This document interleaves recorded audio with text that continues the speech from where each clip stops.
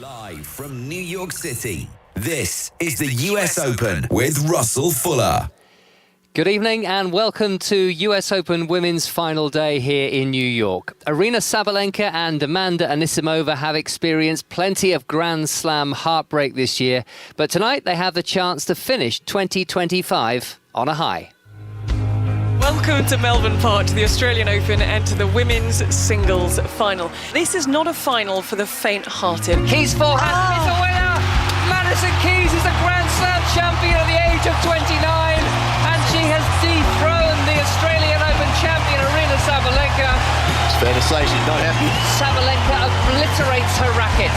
The French Open final, Aryna Sabalenka against Coco Gauff. Backhand cross-court, Sabalenka is wide! And Gauff is flat on her back as a Roland Garros champion. Honestly, guys, this one hurts so much. Amanda Anisimova is into a Grand Slam final for the first time in her life. This doesn't feel real right now, honestly. I'm sure it's going to be a battle out there in the final. And Iga Swiatek is the Wimbledon champion. 57 minutes on the clock. She double bagels her opponent to be crowned champion.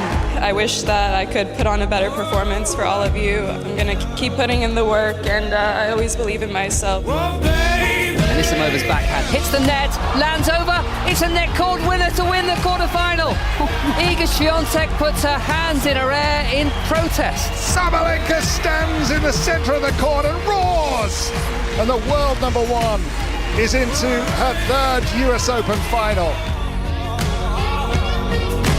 So, haven't we had some dramatic women's singles finals at the Grand Slams this year? Not at Wimbledon, which lasted just 57 minutes, but the two finals in Melbourne and Paris, where Aryna Sabalenka ended up on the wrong end of the result against Madison Keys at the Australian Open and then against Coco Gauff at the French Open. What will happen at the US Open final? Sabalenka is the defending champion. It's the third year in a row she's been in the final, while for Anisimova, it is back-to-back Grand Slam finals. The scene in Arthur Ashe Stadium. 24,000 people will be inside this stadium within the next few minutes. The roof, which is the largest retractable roof in tennis, it's larger than the size of a football pitch, is closed because there are strong winds and warnings of some very heavy thunderstorms in the area. And I think that may come as a relief to Aryna Sabalenka, because she was driven to distraction by the wind in that French Open final with the roof open on the Philippe Chatrier court at Roland Garros at the beginning of June. Let's say hello to the team. With me on commentary is David Law, and with us in the box are the former British number one Annabel Croft and a one-time French Open doubles champion Ryan Harrison, all here in the Arthur Ashe Stadium. So, relief perhaps, Annabel, for Sabalenka that the roof is closed, the wind is not going to blow her US Open title challenge off course. Oh, I think you're absolutely spot on there. I mean, it was pretty awful earlier. I was standing there in the wind. I felt like it was a hurricane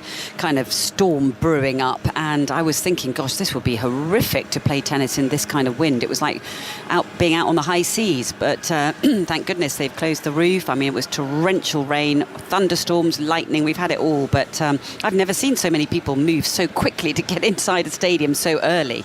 Ryan, from an American perspective, Amanda Anisimova has dealt very, very well with losing that Wimbledon final without winning a game in 57 minutes. She's had wins here over Iga Swiatek, she's got her revenge, and then she's also had the very tight semi-final victory over Naomi Osaka. I'll ask you whether you think she's got enough left in the tank after we hear her thoughts backstage before walking out onto the Arthur Ashe Stadium. Wimbledon. How has your mindset changed going into today's match?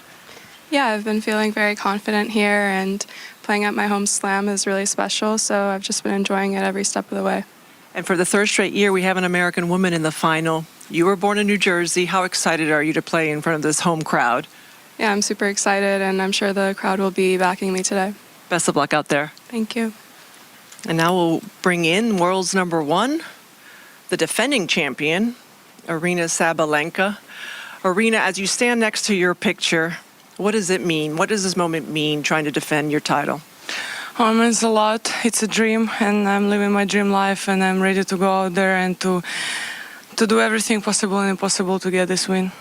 Playing against Amanda, you're playing someone who can match your power shot for shot. What will it come down to? Well, I think for me, it's important to focus on myself and never doubt my shots and go for my shots. All right, good luck. Thank you. Aryna Sabalenka rocking a shiny silver jacket, puts the headphones back on, and here is the build-up to this women's singles final for 2025. Please welcome the players for the Women's Singles Championship.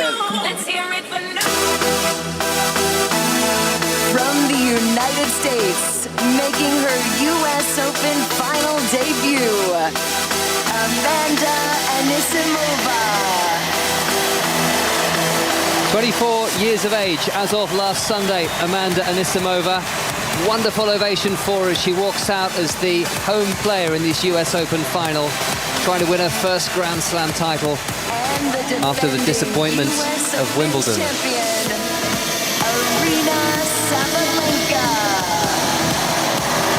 For the 6th consecutive Grand Slam hardcourt final, outwalks Aryna Sabalenka. First woman to make 3 Grand Slam finals in a year since Serena Williams and Angelique Kerber back in 2016. But she's lost the first 2. Can she end 2025 with another Grand Slam title? It would be a 4th Grand Slam title. So Ryan, the question that I posed to you, has Amanda Anisimova learnt from what happened at Wimbledon? Is there enough in the tank after an emotional 72 hours? Well, I think the answer to your first question is absolutely yes. Listen, early on in her career, she was a Grand Slam semifinalist, and she came through and was one of those players that in the United States circles, everyone knew of her, knew she had Grand Slam winning talent. And then she had a horrible family incident. She lost her father, someone who was very close to her, and it really disrupted her. It was really hard for her to get back on course after that. And you have to think that after coming through that family situation and then going to what happened at Wimbledon, it does put some perspective that, look, this is just a tennis match. I'm a Wimbledon finalist, and I've been through a lot in my young life and have overcome a lot to be back at this stage. And I think that that is something that goes to her character, to her foundation with her family behind her. In the Wimbledon final, in the post-match, whenever they were doing the winners and runner-up speeches, she talked a lot about her mom and their closeness and how it's been just so important to her to have such a tight-knit people around her. And I think that you can see that in the way that she's responded ever since then. She said before that Wimbledon final, or rather she said after that Wimbledon final, Annabelle, that she was shattered at the end of the fortnight, that she hadn't actually practiced on the day before the final and was feeling tired and having a break in between rallies in the warm-up on the Saturday morning.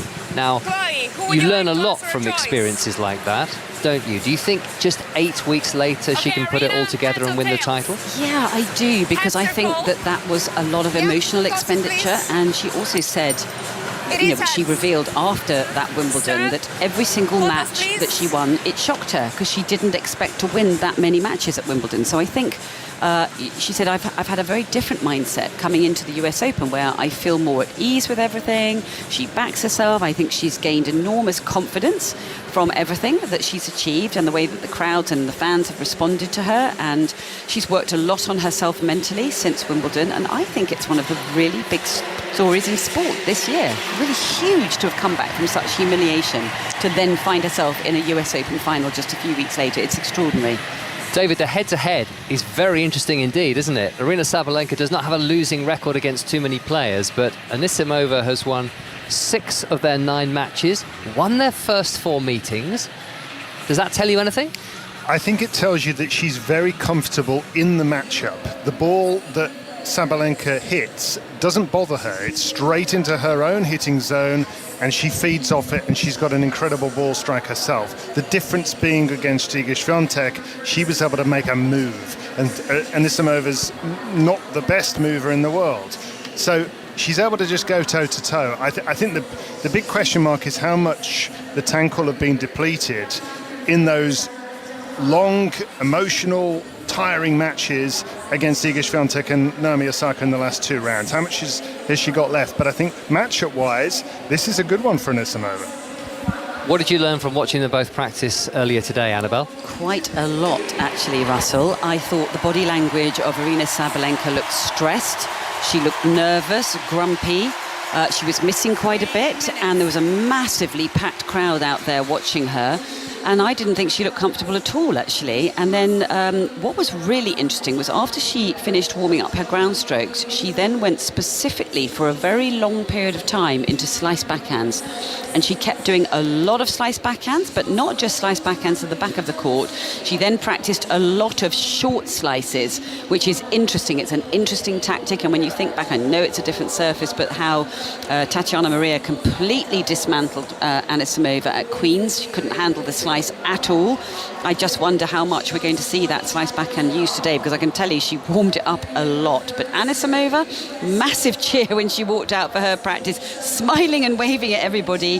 The steward was getting all the crowd whooped up, and she just looked so relaxed, effortless, at ease, very comfortable. Couldn't have been more contrasting in their warm-ups today. Well, yeah, it was a long physical match in the semifinals. She did have a day off, but the two previous rounds before that, they weren't physical matches. Her round of 16 match, she won in an hour and 15 minutes. In her quarterfinal match against Iga, although there was a lot of chatter about it, it was a straight set, straightforward victory in about an hour and a half. So she had to definitely dig deep, but a lot of times at this stage of the tournament, you do have to dig deep. The best of the best are remaining in the semifinals and finals, and you have to play some of your best tennis in the biggest moments. And I think the way that she closed it out the other night was an especially emotional moment. We saw her fall to her knees on the court when she finally did close out that match against Osaka. On the other side of the net, Sabalenka, absolutely. Somebody who wears her emotions on her sleeve. You can tell when she doesn't feel good. You can tell when she's uncomfortable. And she's been not feeling her best throughout this tournament. She's at this stage not due to be playing perfect tennis. She hasn't played well by her standards in all of these matches, but she's been very clutch. Even in that third set against Pegula, she only won 4 points on return in the entire third set. They just all 4 happened to come in the same game. And then on her service games, she held off a lot of break points, and she stayed really resilient and tough. Ended up winning the third set 6-4 against Pegula in the semifinals. That kind of weighs on you. You know, you're really playing with fire if you're just giving yourself so few opportunities and having to save all those opportunities against you. She's not going to be able to do that today because Amanda has so much firepower, is playing so confidently. If she's in that sort of trouble today consistently, she's going to go down. And the venue, compared to Wimbledon Centre Court, a lot of players find the reverential nature of Wimbledon Centre Court on occasions and the quiet between points quite off-putting. But it takes a certain type of personality, doesn't it, to embrace this Arthur Ashe Stadium with the lights flashing, the roof closed, the deafening racket, and 24,000 people. Well, you know, as an American, you always dream of playing these big matches on Arthur Ashe Stadium. I mean, everybody wants to play in Center Court Wimbledon. You want to play in the Wimbledon final. Wimbledon has the prestige. But as an American, knowing that you're going to get that crowd support from 24,000 strong at home, it's where when you're a kid growing up playing tennis, you imagine being on this stage and this occasion. Amanda, it's easy to forget how young she is. She's such a young player at this stage in her career. Look, she's going to be around at the top of the game for the next 10 years to come. And she answered that question that a lot of people had after the Wimbledon final and wondering if she was just going to be someone who was here for a hot second, or if she was going to be here to stay by following up immediately with another final. And we'll see what happens. Maybe a win. It's the championship match in the women's singles at the US Open here on 5 Live. Ryan Harrison and Annabelle Croft here for commentary.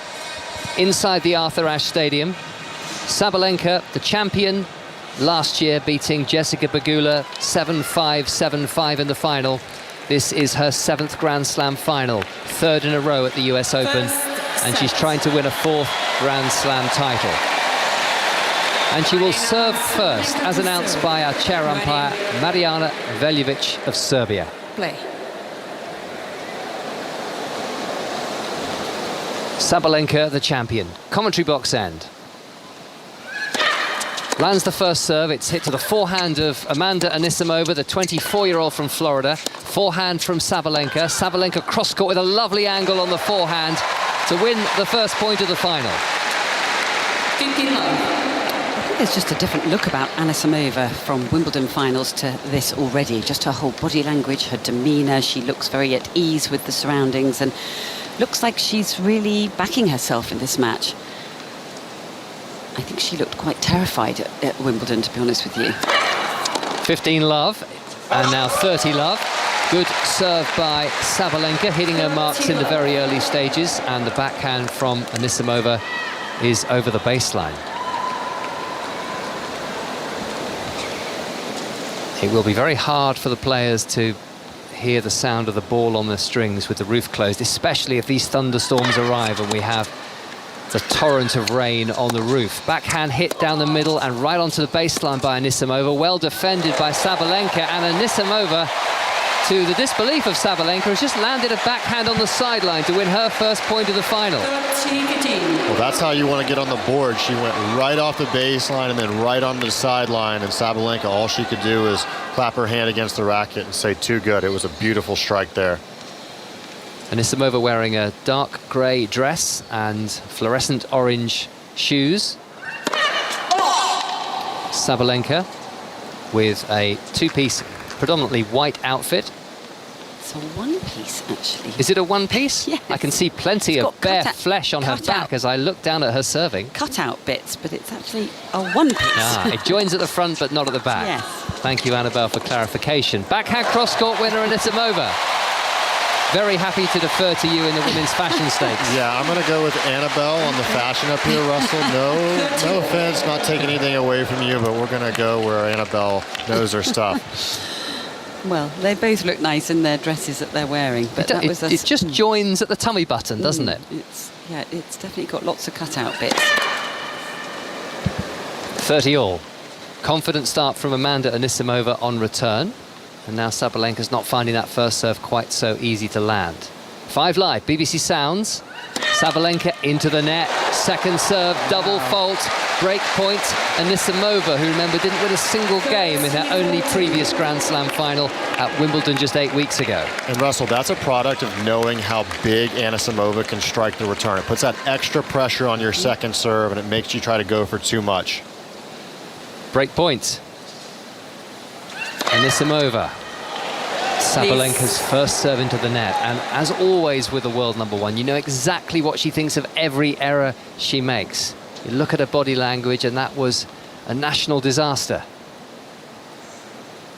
Second serve, break point down, backhand cross-court wide from Anisimova. That's her big weapon, but on this occasion, she just dragged the backhand wide. I don't know whether Ryan is on top of this, but I was hearing this stat, Ryan, that Anisimova's backhand has been struck bigger and with more rotation and heaviness and speed through the air than any male or female player at these championships. Wow, yeah, that's impressive.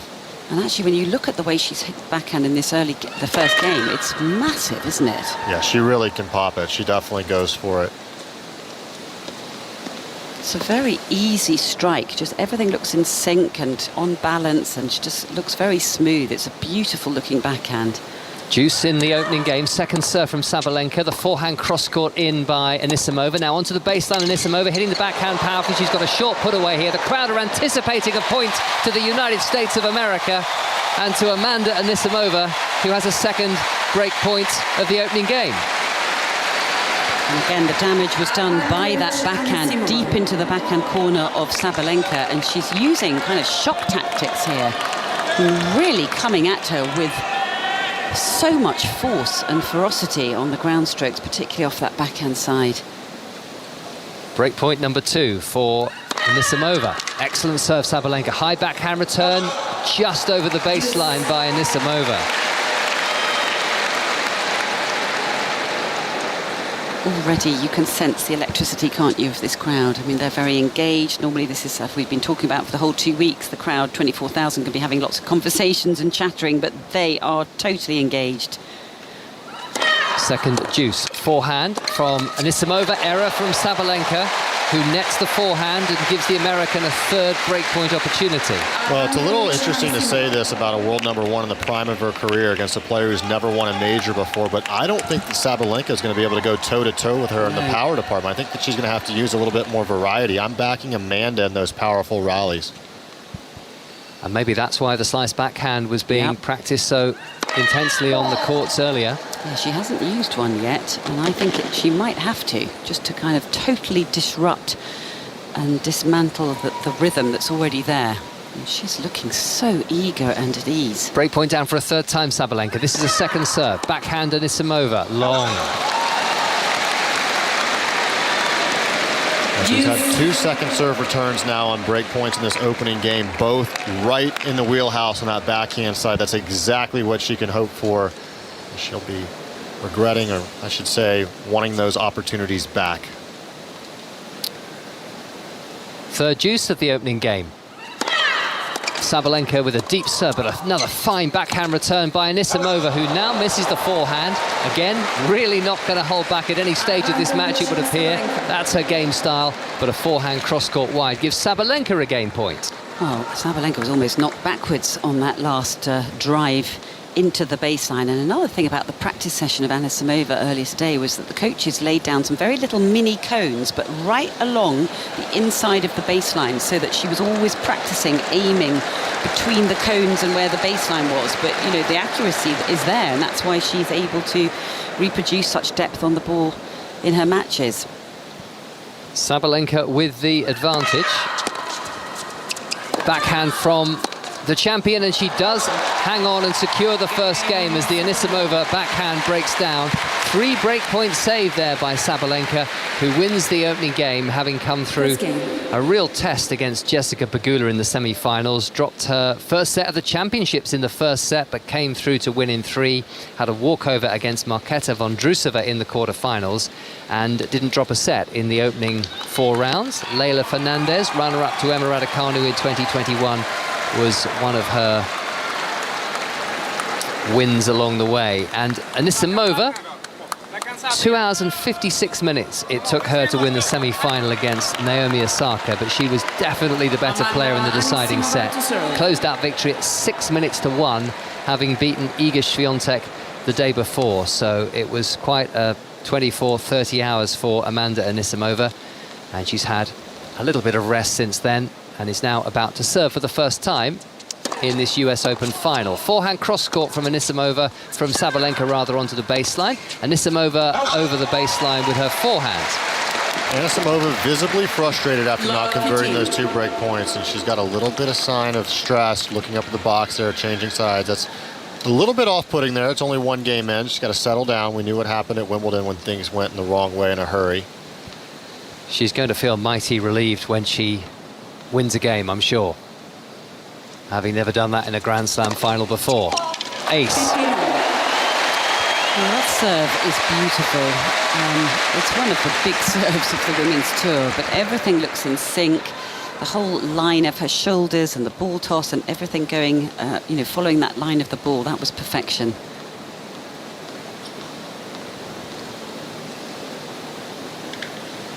$15-all.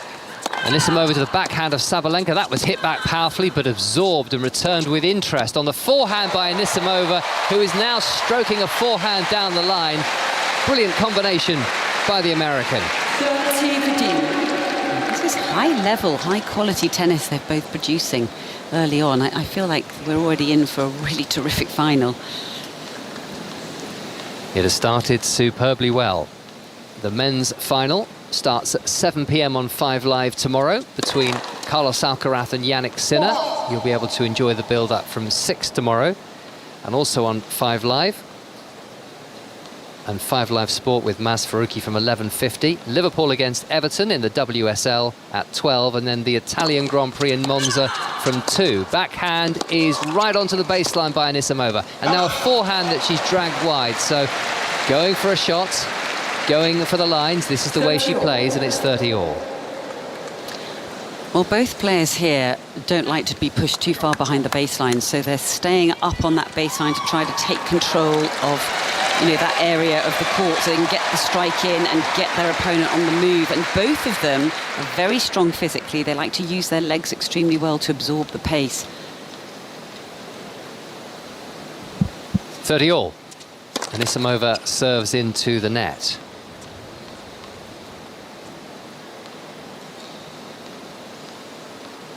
Second serve for the 24-year-old American.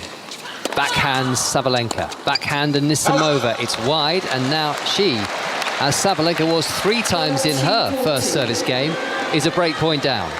Well, Annabelle hit the nail on the head. Whenever she gets this first game, the pressure's going to go off. She's got that look where she's ready for this moment, but she hasn't been able to convert any game points or break points yet, and that's going to be something on her mind until she does.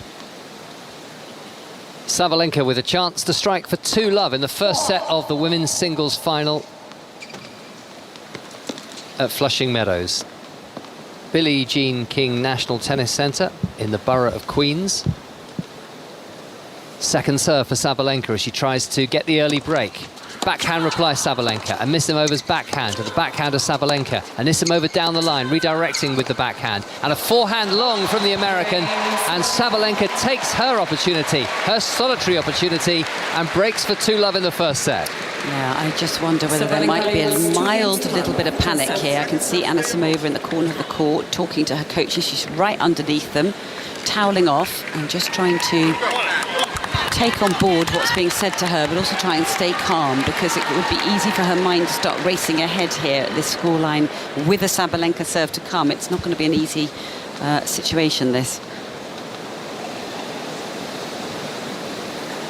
2-love. Sabalenka now serving and putting a first serve into the net.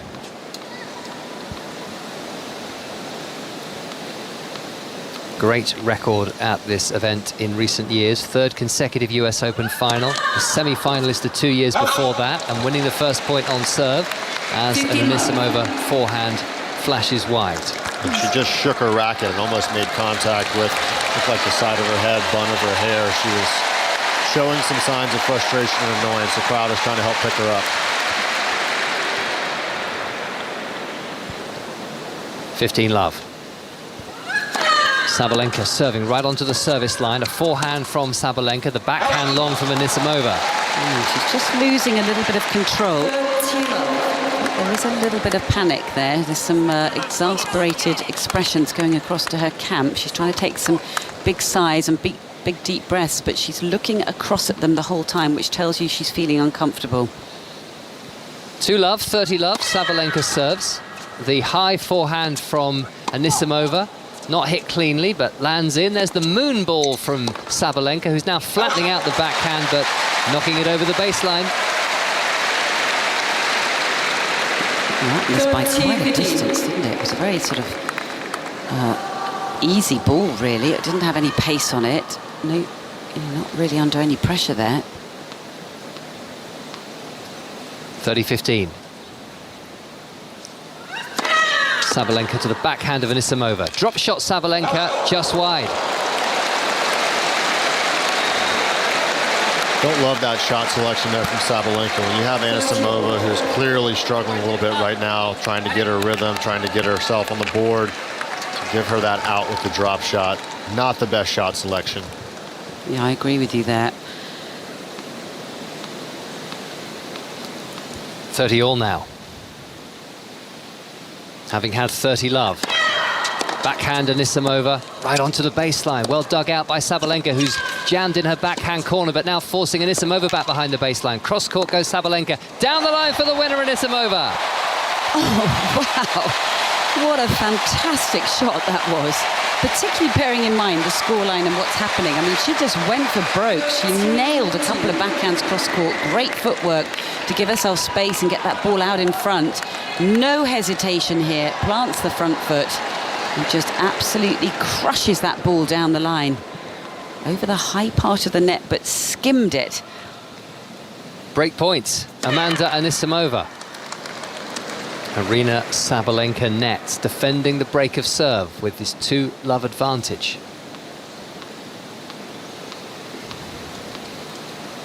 Second serve for Sabalenka, break point down.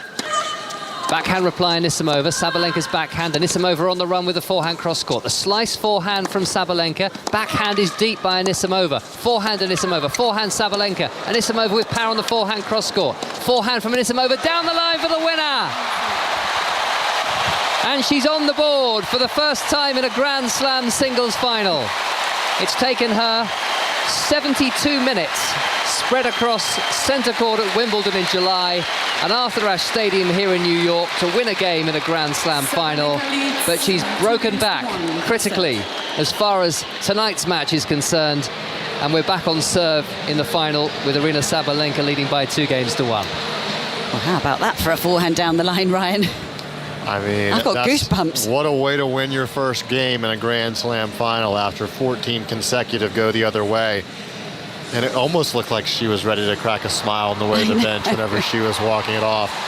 It looked like she had that sort of like, okay, that's my moment. She has her moment only 56 days after being double bageled in the Wimbledon final by Iga Swiatek. Anisimova, though, believes there's been a change in her mentality during these 2 weeks. I feel like when I was at Wimbledon, every single match was kind of like a surprise to me, and I was like shocked with every match that I won. But here it feels like more, I believe in myself and I'm able to do it, kind of. So I think that's been the shift for me, at least here at the US Open. I'm gonna go about it like it's been every other day. Obviously I'm excited, but I'm kind of shutting off like all the noise around me and like deleting everything from my phone and to just really focus and like zone in on my opportunity and do everything that I can to be ready. I think it just shows that I've worked really hard, especially on my mental game and not giving up. Yeah, I think I've really worked on myself to really be able to handle those moments, and especially since the Wimbledon final, I mean, I think I've really shifted with my attitude as well. It's working, because here she is in another Grand Slam final, and she's on the baseline, having broken back against Aryna Sabalenka. Amanda Anisimova ready to serve here at 1-2. She also managed to survive watching back the Wimbledon final. On the night before, she faced the rematch against Iga Świątek in the quarterfinals here. Not told to or asked to by her coaching team, but felt she could learn a lot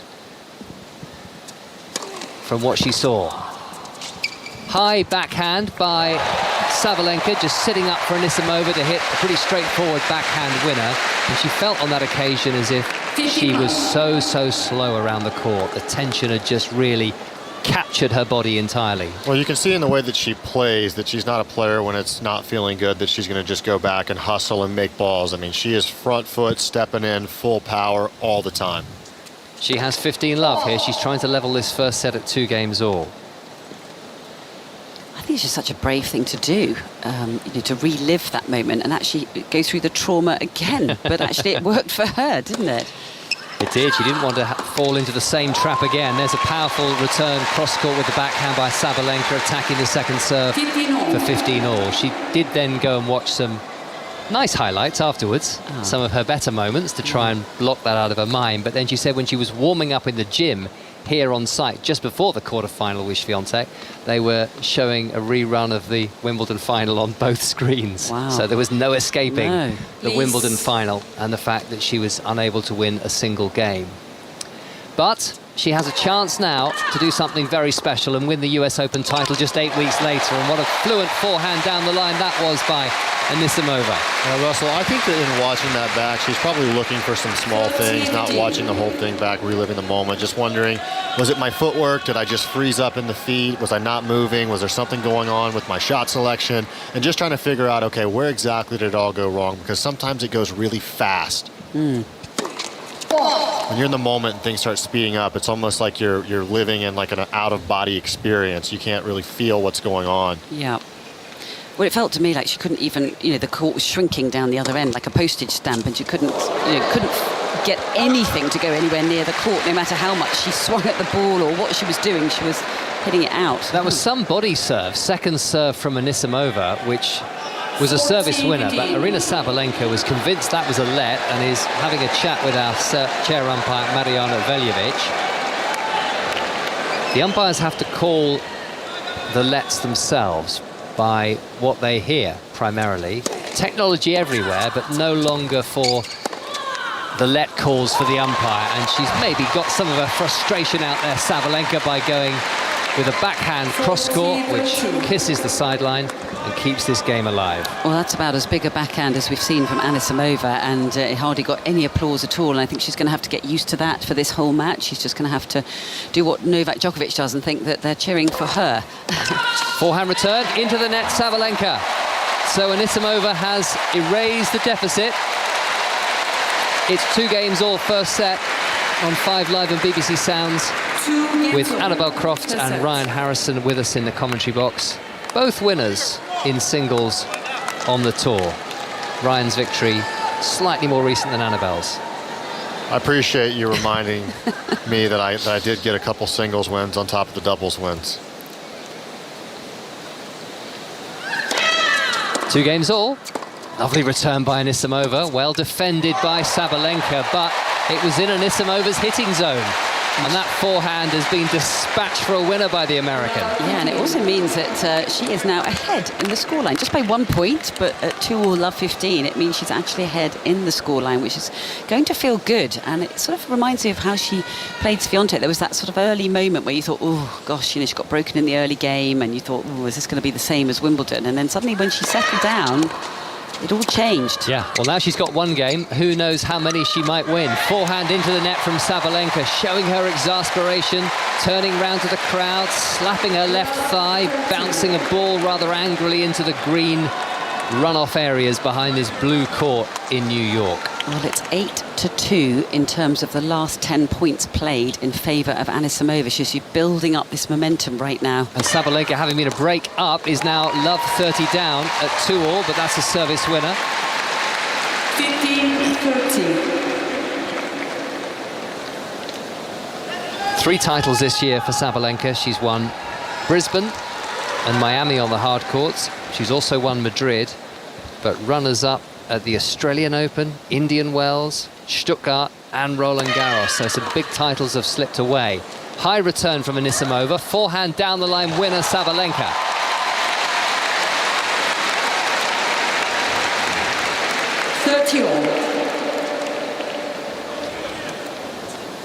It's going to require enormous strength of character, isn't it, in this match for Sabalenka, because every time she makes an error, you know, the crowd is just going to erupt and cheer. And that's quite hard when you've got 24,000 just baying for your blood out here. It's not an easy situation at all. It's a feeling she's getting used to, especially here in New York, where she's played Americans in the final 3 years in a row. Forehand from Anisimova is an off forehand winner, a beautifully, gloriously shaped shot, which gives her a break point for a 3-2 lead. Beautiful is an understatement. That serve was 95 miles an hour. That forehand had to be bigger. Everything just seems like it's singing out of the strings of Anisimova. It looks like she's totally, you know, on fire, inspired, free, playing break with point freedom. for Anisimova. Fine return, and Sabalenka has gone long with the backhand.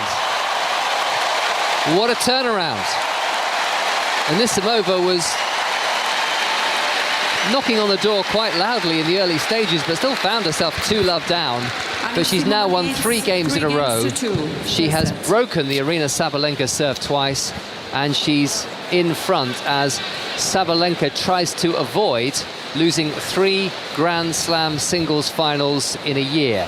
She lost to Madison Keys in Melbourne. Keys really won that match with a barrage of winners in the last 2 games as she took the decider 7-5. But then Sabalenka lost to Coco Gauff in the French Open final and was criticised for her less than gracious post-match comments. Well, Sabalenka insists that whatever happens on the court, that's not going to happen again this time round. What happened in Paris definitely not going to happen here. And never, you know. I learned that lesson, and I will never behave that way. It's not me, you know. I was super emotional. I let it go and let emotions take control over me, and it's not who I am, and it's never going to happen again. I'm super excited to give myself another opportunity, another final, and if I'll be able to hold that trophy, it's going to mean a lot for me, and I'll be just the happiest person on earth, probably.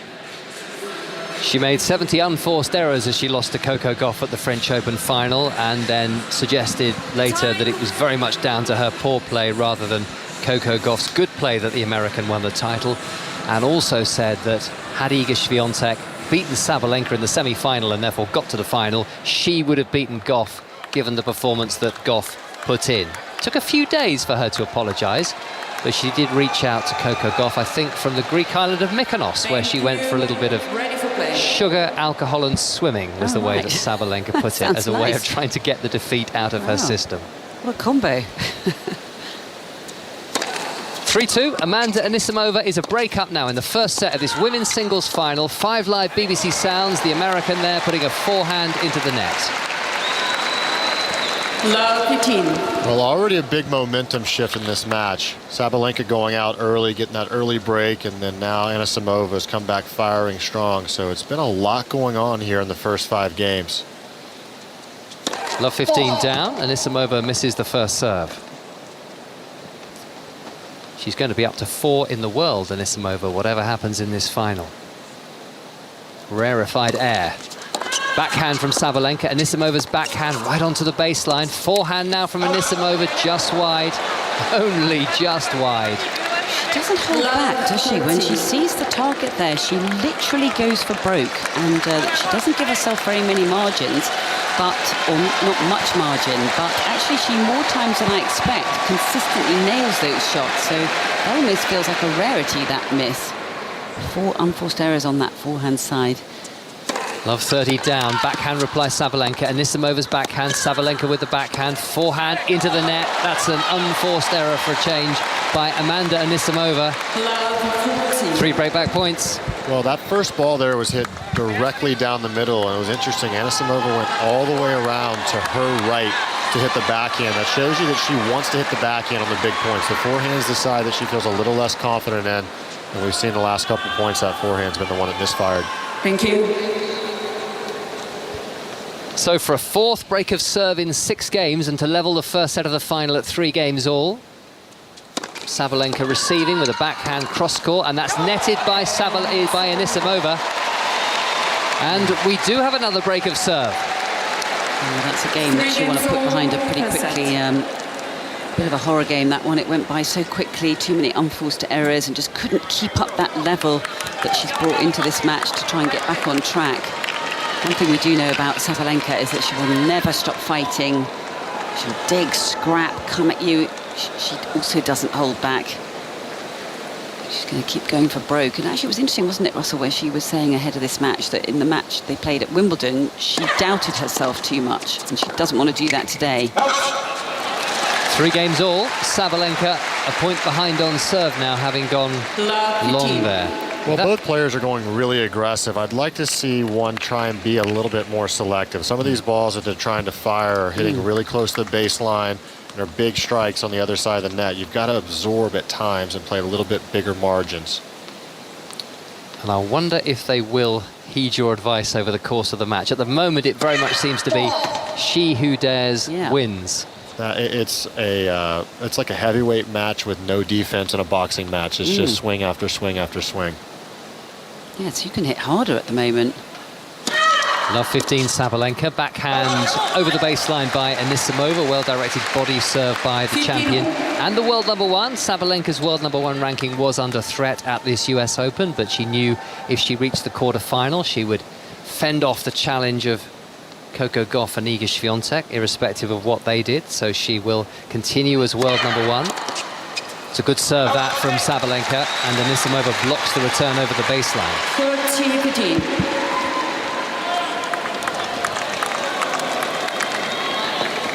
29 minutes played.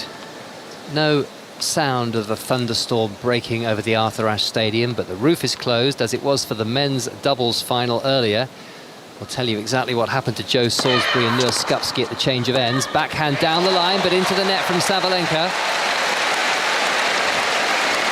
Perfect example there. Ball was struck really, really big and strong in the corner from Anisimova, and Sabalenka is trying to take this ball right off of her shoe tops and fire it as big as she can down the line. It's just not there. 3 games all, 30 all, 4 breaks of serve already. This is the world number 1 Sabalenka serving to the world number 9 Anisimova. Anisimova previously never passed the 3rd round at the US Open, and that was some 5 years ago now. So it's been a fairly barren hunting ground for her until this year. She's just missed the forehand. Anisimova really going after that, and game point now for Sabalenka to edge ahead on the scoreboard.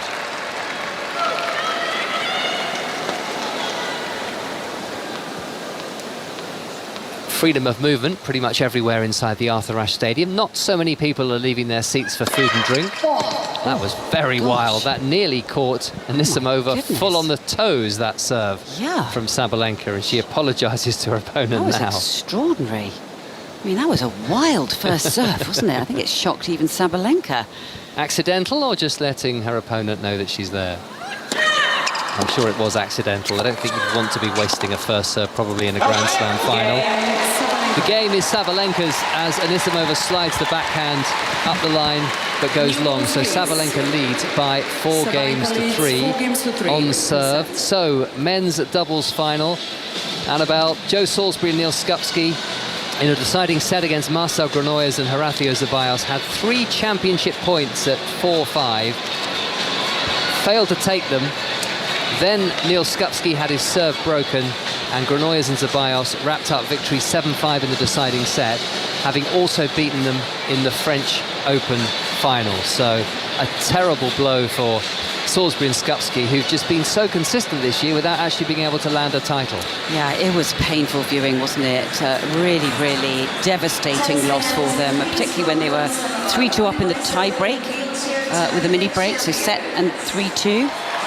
And then, of course, as you say, the 3 match points as well, which apparently they also had 3 championship points in Canada as well this year. So you could see by the look on both of their faces at the end, they were absolutely devastated and shell-shocked. We have a presentation to some of the wheelchair champions during the change of ends. That is a creative use of the 90 seconds, is it not? I have never seen that before, but well done to them. They did not have the U.S. Open Wheelchair Championships last year, I believe, in conflict with the Paralympic Games. Is that right? Correct. So I think they're doing a little bit extra to recognize, but I would say that's a little different than the players on the court have ever seen, to have to see a presentation, even if it's a brief one, happening during the change of ends. Takita Oda is the second to leave the court and just wheeled the chair past Aryna Sabalenka, who seemed completely oblivious to it all. I mean, it's very nice recognition for those champions, but I would have said at the end of the set, unconventional in the middle of a set, especially one that stands at 4-3. I'm just amazed they've just done that in the middle of the set. When everything is like quite a lot of focus and concentration, and I'm just quite in shock, actually. I would have said maybe the end of the set, when possibly the player might leave the court or something. Ace from Anisimova. Well, it was very slickly done. It didn't cause any delay, but yes, I wonder how tuned in Amanda Anisimova and Aryna Sabalenka were, how aware they were of what was going on. 3-4, 15 love. Anisimova's first serve into the net.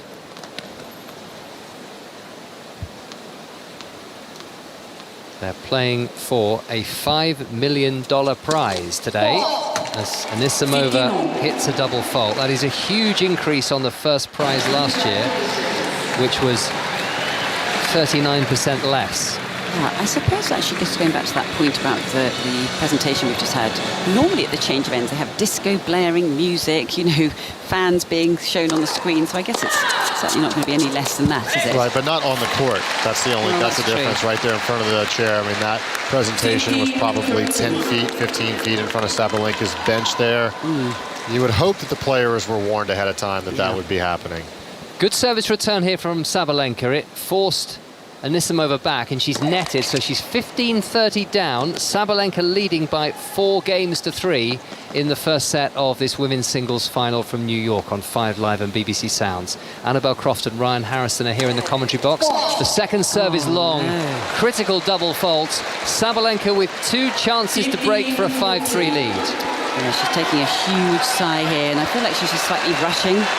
And a slightly disastrous service game, this one with 2 double faults. And before she went down that end, she took a long, hard stare at her support camp, who are now, you know, the opposite end of the court, so they can't be right there over her shoulder, just, you know, giving her encouragement. She's on her own in this game. 2 break points for the champion. Anisimova missing the first serve. And she's indicating something with her left arm, as if to say, you know, get the ball toss up straighter. Maybe looking up into that roof as well.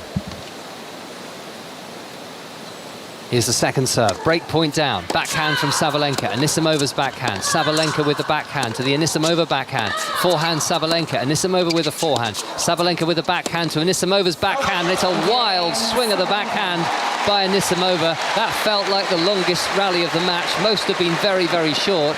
And it ended with Sabalenka breaking again and being a game away from the first set, Ryan, with his 5-3 lead. Well, as we said, there's just not a lot of change depending on what's going on. In some of these situations where you have momentum going, of course, keep stepping in, keep firing. When you misfire a bit, you've got to start dialing it back. You've got to make sure you make a couple balls. We saw there a couple double faults, a couple misfires, and now Sabalenka to serve for this opening set. 5-3. She leads. Forehand reply from Anisimova. Sabalenka with a forehand cross-court. Long, Anisimova making too many errors at the moment. Well, you would hope that from her camp that they're giving her some actual direction on what to do on the court. If it's just settle down, settle down, settle down. I don't know about you guys, but just telling someone to calm down usually doesn't help the situation. Just the opposite. Yes, exactly. 15-love. Sabalenka onto the forehand of Anisimova. Backhand Sabalenka cross-court. Anisimova blocks it back, but wide of the court. Sabalenka will have that same ball. She's bounced it a couple of times under her racket. Receives another ball from one of the ball crew at the back of the court. And is about to serve at 30-love. The ball crew rather than ball kids, because they are almost all adults. Ball boys with beards here at the US Open. It's a shock to the system if you're not used to seeing it. You're expecting some angel-faced ball boys and ball girls to be by the side of the court. It's not the way they do things here in New York. Backhand winner! Anisimova taking out a huge amount of frustration on that ball. Well, she couldn't have hit that return any better, and you definitely felt like there's a lot of frustration that went into that shot. Just took the racket back early. She launched into that backhand. It was quite high, and she had to jump with both feet off the ground, but absolutely nailed it. 30-15 with Sabalenka serving for the first set.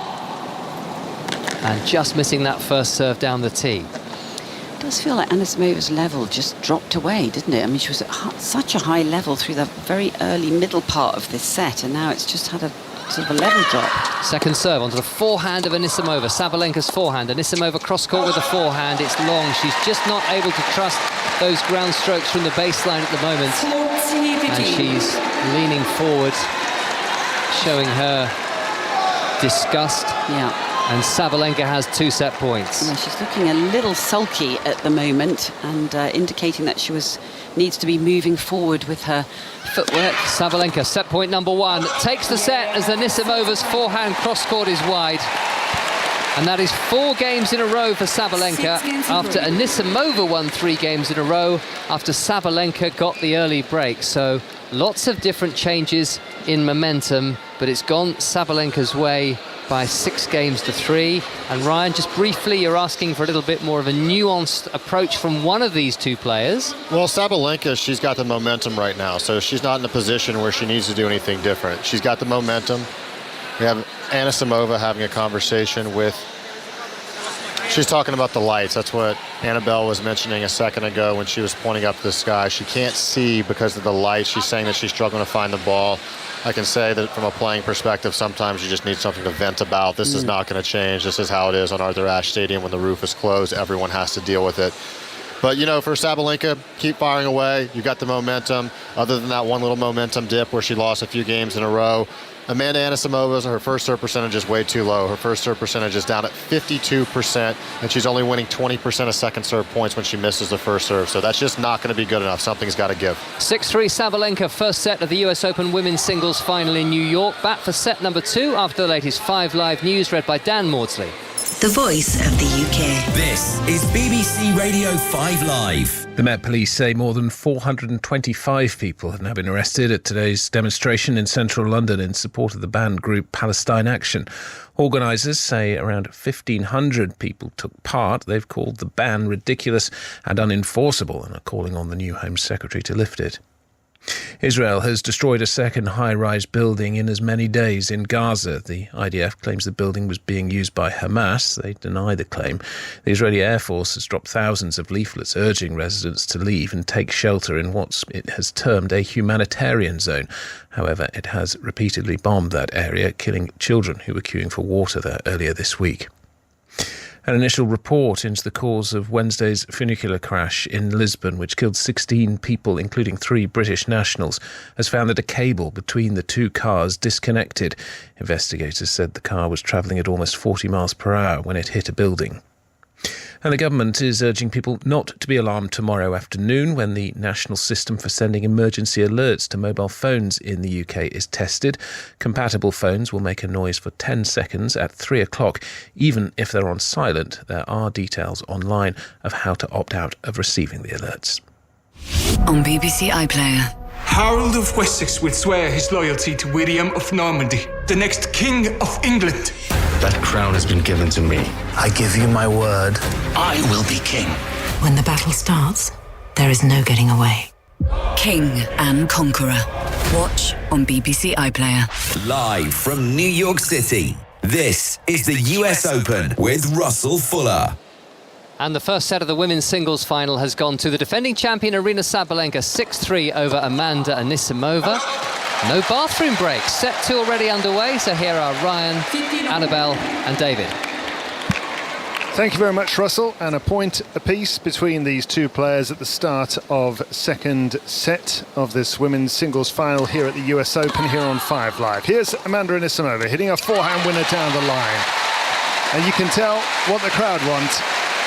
They want an American to win, and at the very least, they want to fight. They want more entertainment. Yeah, they definitely do, and I think it had a promising start, this match, but it just dropped away in the end of that first set, didn't it? With just too many errors from Anisimova, and she started to look a bit negative in the body language, and she said that's the biggest area that she's worked on, is to start, forgetting about what's just happened, keep being positive and keeping a positive mindset.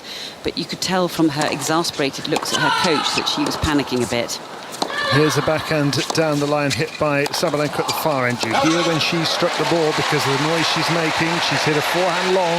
The crowd getting more reason to be encouraged. And even right now, Ryan, it feels important that Anisimova wins this first game of the second set and gets a foundation. Well, it does, because it doesn't seem like she's going to back off. So she's going to have to get some positive momentum going. Ryan Harrison, a former top 50 player on the ATP Tour and a coach as well, and a netted forehand by Anisimova there, who does seem to be a little bit caught between how to play this match. In the previous round, she lost the first set against Naomi Osaka, just as she has done today. Listen to the crowd encouraging her. She kind of pulled her body weight away from that forehand and just twisted her right hip and pulled right out of the swing. And she was blowing a bit at the end of that point, actually. I wonder whether just everything, the occasion and everything, it does take a lot out of players emotionally. Well, we saw what happened when she played the Wimbledon final just 56 days ago. She didn't win a single game, and the occasion got to her then. The occasion, the surroundings seem to be starting to get to her now. David, that second serve, 76 miles an hour. You can see she's looking up at her box. She's trying to breathe. In situations like that match with Iga here, she was smiling. She was keeping it light. She was able to relax herself. This is a completely different situation now. She looks like she's trying to almost hold in the stress and anxiety, and it's not working out.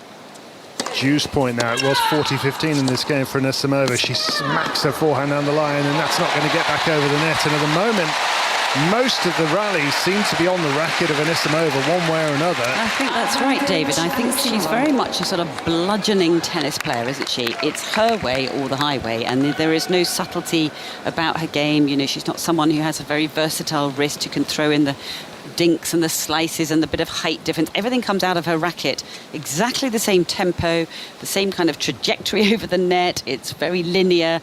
There's no change-ups to what she's doing. When it works, it is the most astonishing sight. A couple of nights ago against Naomi Osaka, she just seemed to decide to just go for broke on everything, and they were all going in. 50 winners she hit that night. And Osaka said, at times I was just laughing. It was funny how many winners she was hitting as she nets another serve and hits another double fault. And this time she is smiling. Riley. She's decided it's the roof's fault. I mean, she's got it in her head now, which is not going to be helpful going forward because I don't think they're going to change the roof. But she's complaining once again to the umpire and looking up that it's the roof. And there is a lot of metalwork up there. It's a very white roof. A lot going on up there. But maybe there's some lights that are bothering her as well. This is a great sight for Anisimova, for Sabalenka down the far end of the court to see this kind of body language. Yeah. She's got the first set 6-3, Sabalenka, trying to win her first Grand Slam title this year, despite being in 2 other finals. But she's hit an unforced error return with a sliced forehand drifting long. And this time it's Sabalenka's turn to complain about it. Now Anisimova's gone over to her support team. Is it the light? Keep accelerating to take bigger targets. Accelerate. You can hear there the team don't know quite what it is that's bothering her, because it's not like she hasn't played under this roof before. The coach was just saying, keep accelerating and go for bigger targets. He doesn't want her to decelerate. He wants her to play bigger margins, which is exactly in line with what we're saying. Be a little bit more aware of the situation.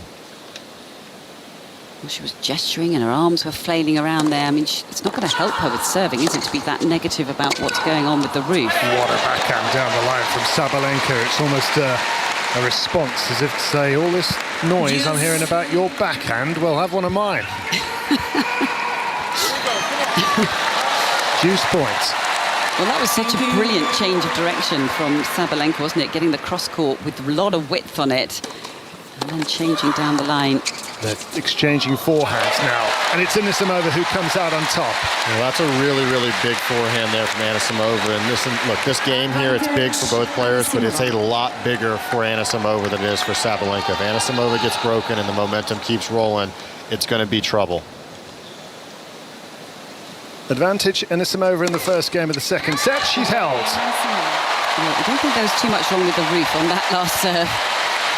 Very determined walk from Anisimova for the change of ends there. I think she did well to get herself through that game. Yeah, that was big. That was big. And it's like what I told you, so it's very fixed. This is the umpire talking to Anisimova saying, can't do anything about these lights, sorry. Mariana Veljovic, very experienced umpire, and Anisimova's just going to have to swallow this. Yeah, get on with it. I mean, listen, it's difficult, isn't it? Me giving someone an extremely hard time about them venting about something is the ultimate pot calling the kettle black. So I got to keep that in perspective here. But listen, this situation, it is what it is. Every player, whenever you know that something's a part of the standing part of the stadium, you've got to just get on with it. You can't fixate on that. No, I was going to say, well, she started to look like she was getting fixated on it. And then how can you be positive about your serve and not use it as a weapon if you're always going to think that you're not going to be able to serve well because of what you're looking at? And actually you would get then fixated on all that sort of crosswork. It's I don't even know how to describe that roof. Oh, it's an extraordinary structure, this. I mean, I came to the US Open for many years and saw days of play that didn't have any tennis at all because of rain, and finally they figured out a way to build a roof on the biggest tennis stadium in the world. As a forehand off the back foot is hit long by Anisimova, and Sabalenka moves to 30 love. I want to give a little bit of credit to chair umpire for how she's managed that situation, though, because it's really easy to tell a player pretty much like stop complaining about something like that, but she did what she needed to do. She made the call even though she knew it was likely something that wouldn't change. Swinging serve is a good one from Sabalenka, and this is a quick-fire service game from the world number one.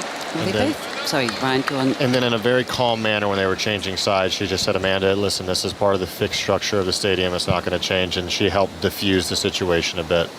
And we're sitting right at the top of this stadium, the biggest stadium in tennis, as a miscued forehand goes long from Anisimova. That's a great service hold from Sabalenka. One game on. It's quite short, sharp points at the moment. It feels as if the match is just motoring on through fairly swiftly. I mean, only 49 minutes on the clock, and you know, Anisimova has to be careful, doesn't she? Because any let up here, or any sprayed balls around, unforced errors, and you've suddenly given the momentum across to Sabalenka, she could close out this match fairly swiftly. I'm just getting the feeling that Anisimova's shot tolerance isn't there right now. It seems like 2 or 3 shots and errors coming in some form. That's what it feels like to me as well. I feel like there needs to be something else that she can dig into to sort of extend the rallies a bit more, take down the unforced error count, and just start asking and making Sabalenka feel a little more uncomfortable. She serves down the centre. Sabalenka's eyes are widening right now. She attacks that second serve with a forehand crunch cross court, and it's netted by Anisimova, who's under pressure again, love 15. And still not winning any points behind her second serve. If she's missing the first serve, she's losing nearly every point, and she's at 19 unforced errors, and we're only 2 games in the second set. That previous round against Osaka, she just hit everything for winners, and I did think, surely this can't keep up, and today it isn't keeping up. As she hits her big backhand cross court, and still it comes back. And Sabalenka's getting another one back. And now a drop shot from Anisimova. In comes Sabalenka. Drops in kind for the winner. What a shot, what a rally. Well, that drew gasps from the crowd, didn't it? The defensive skills of Sabalenka. It's like watching a punch bag being pummeled there, and somehow she managed to get a racket onto it, get it back into play, got some depth on it. And then a difficult shot, really cross-court from Anisimova, but a wonderful drop shot, replying to a drop shot from Sabalenka to win that point. It was a drop shot almost out of desperation, you felt, from Anisimova, because we're not used to seeing them from her. She's hitting the living daylights out of the ball, but they're still coming back. Sabalenka eventually slices one long, and Anisimova gets back to 15-30. She's at 1-all, second set, trailing by a set to love. No, but this is a very smart Sabalenka out here right now. She knows that she can play big fire at tennis with Anisimova, but she knows if she plays a couple of the slices and uses a little variation that she's drawing the mistake. So she's being really, really cerebral out there. Big night of tennis tomorrow night as well, with the men's singles final from 7 p.m. here on 5 Live. We've got an hour of build-up, first of all, from 6 o'clock in the UK on 5 Live. Great day of sport generally. Starts with live commentary of the women's Merseyside derby between Liverpool and Everton in the WSL from 12 on 5 Live. Serve out wide onto the backhand from Anisimova, who's at 15-30 here. 1-all in the second set. Off the back of the baseline from Anisimova, but too many balls are coming back for her to deal with, and she's netted another one. 15-14. And Anisimova, again, she's right down the far end to where her team are, and she is just not making any bones about having to shout and rant from all the way down there, and she's showing everybody with her body language that she's not happy, she's being negative, she's really not happy with how this is unfolding. Well, this did start to happen towards the end of the second set in the previous round for Anisimova, and she's now complaining because the ball wasn't an ace. She was walking off towards the other side almost because she was sure it was going to be one, and the coach Rick just said, stop complaining, stop trying to argue with me, concentrate on the next point. Hits her serve out wide and gets the unforced error reply. Yeah, of course, the line calls are done automated, so she might have a word with ChatGPT or something. She's got to find somebody to let it out on. Listen, at this stage, the coach has to really be more direct. You can't just let someone spiral like this. This is the moment where, as a coach in that relationship, you've got to try and interject and see if you can snap her out of it. Yeah. 30-40. Still break point Sabalenka. Here's a forehand cross-court by Anisimova. Drop shot by Sabalenka. It's not a good one, but she follows it up with a pass. Backhand down the line winner, and Sabalenka in charge here in the women's singles final. 6-3 first set, 2-1 with a break in the second set, and at the moment it is all Aryna Sabalenka. Now, earlier on, Joe Salisbury and Neil Skupski, the British doubles pair, had championship points in the men's doubles final, but failed to convert. Tough one that was. They were asked what they'll do to recover from such a close defeat. Yeah, I think probably for a while we'll just forget about it and move on, and yeah, I don't think we'll talk about it too much, at least not today, or maybe, yeah, I think we'll probably give it a few days before we do any kind of analysis or looking at the match. I mean, I think, yeah, obviously we've got a great support team with our coaches and our girlfriends and friends and family and everything. I think we're very lucky that we have so many people to support us, and yeah, obviously it's tough one for them as well to, yeah, they want to win as just as much as we do, but I think, yeah, we'll maybe at some point we'll look back at the match and see what we could have done to get over the line. But I think at the moment it's I think trying to be proud of our performance. I think obviously if we'd won one more point, we'd have said, yeah, been very happy and win the title, and we'd have said it was a great performance as well. So I think, yeah, we did everything we could. We competed well. I don't think there's anything we could have done differently. So I think, yeah, trying to be proud of how we competed and fought till the end, and it was literally just 1 point. So. Yeah, just 1 point. That's the voice of Joe Salisbury, who, along with his doubles partner Neil Skupski, both from Great Britain, and they were 1 point away from winning the title. But eventually it went to Marcel Granollers and Horacio Zeballos, so well done to them. And No doubt Salisbury and Skupski will come again. Here on 5 Live, the US Open Women's Singles Final with Amanda Anisimova trying to find her way back into this match. She's a set and 2-1 down, but at the moment, Aryna Sabalenka looks pretty unstoppable at 15 love, Annabelle. I have to agree with you, David. I just think she looks comfortable. She looks like she has time on the ball. She looks very settled now. I mean, she looks a bit panicked at the early stages when Anisimova was coming back at her, but now I don't feel like that. I think she feels like she's got this and she's going to keep on steamrolling and putting her foot on the pedal. Hits her back another centre, and Anisimova nets again, right? Yeah, David, listen, this next 10 minutes could be the match right here. If Anisimova lets this get away from her right now, this is going to be a lead that builds out, and it's not going to be recoverable. So she's really got to reel it in right now, or else it's going to be gone. 6-3, 2-1 with a break, Sabalenka and 30 love. She serves onto the forehand, it comes back deep, and this time Sabalenka nets. Little shake of the racket in celebration from Anisimova. You've coached Daniel Collins, you've coached Jordan Thompson. Yeah, both are feisty. And you've been in that position in the coaching box. You said you've got to be more direct with her right now. Yeah, what would you be saying? Well, when you get to a position where you know what the outcome's going to be because you've seen it before, you've got to start trying to say something to change it. Body serve slashed back by Anisimova, but nowhere near the court. It seems to me, and this is just, I'm not a player, but it seems to me like Anisimova is trying to fight power with power on everything, and it's not happening today. So don't you have to reel that back in a bit? This match is being lost in between points right now. It's not about what's happening during the point. The forehand return is a great one this time from Anisimova, but what a response from Sabalenka on the stretch. She blocks it back cross-court. I don't think Anisimova can believe that, and she can't get to it. 6-3, 3-1. Hats off to Sabalenka. Yeah, Annabelle, if I told you right now you had no idea what the score was, and you just watched in between the points, and I said circle the one that's won 3 majors and circle the one that hasn't won a major, it would be easy to choose who has been in the more experienced situation right now. Anisimova is letting the emotions get in control of the situation. She's got to settle down.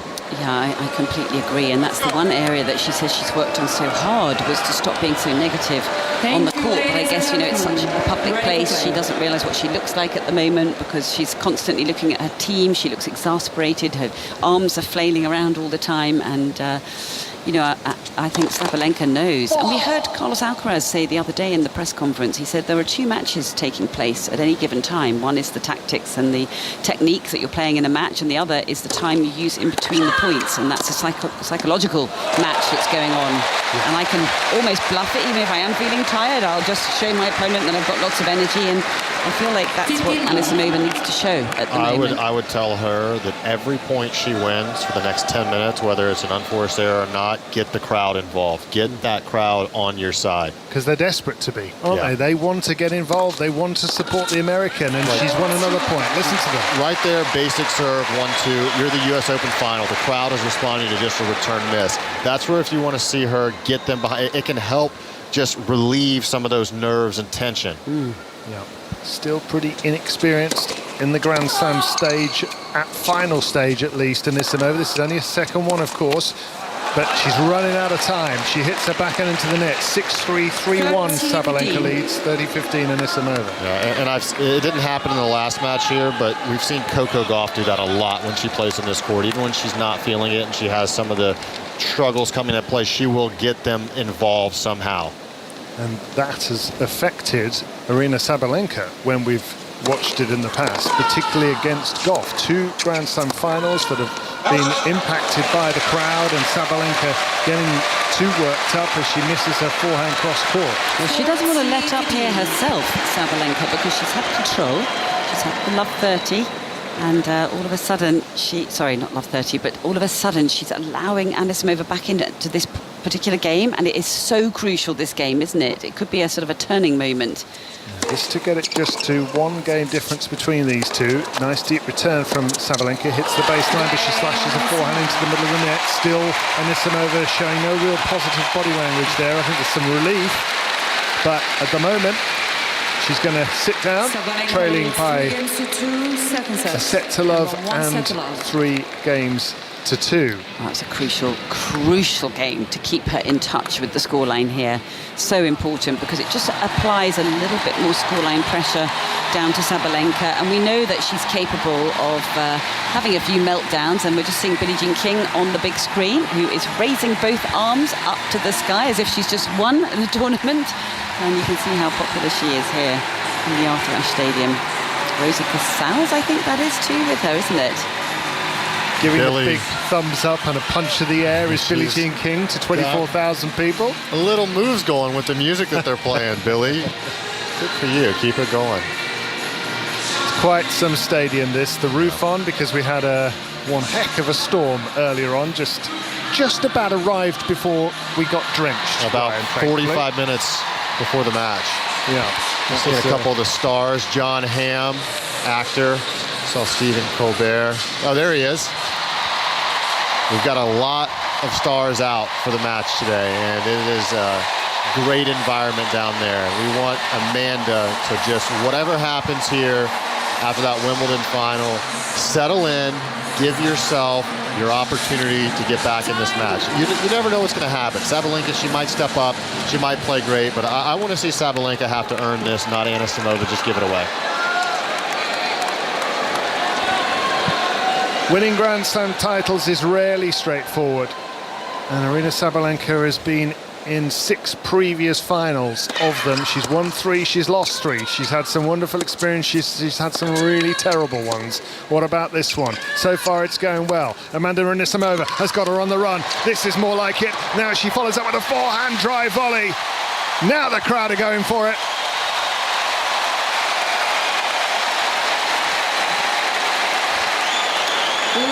Well, there was just a bit more sense of urgency about her in that last point, a little bit more energized. She was looking hungrier. The body language had shifted a bit, and she nailed that drive volley. What a brilliant strike that was. She had to really watch that ball like a hawk. Not easy in this kind of environment.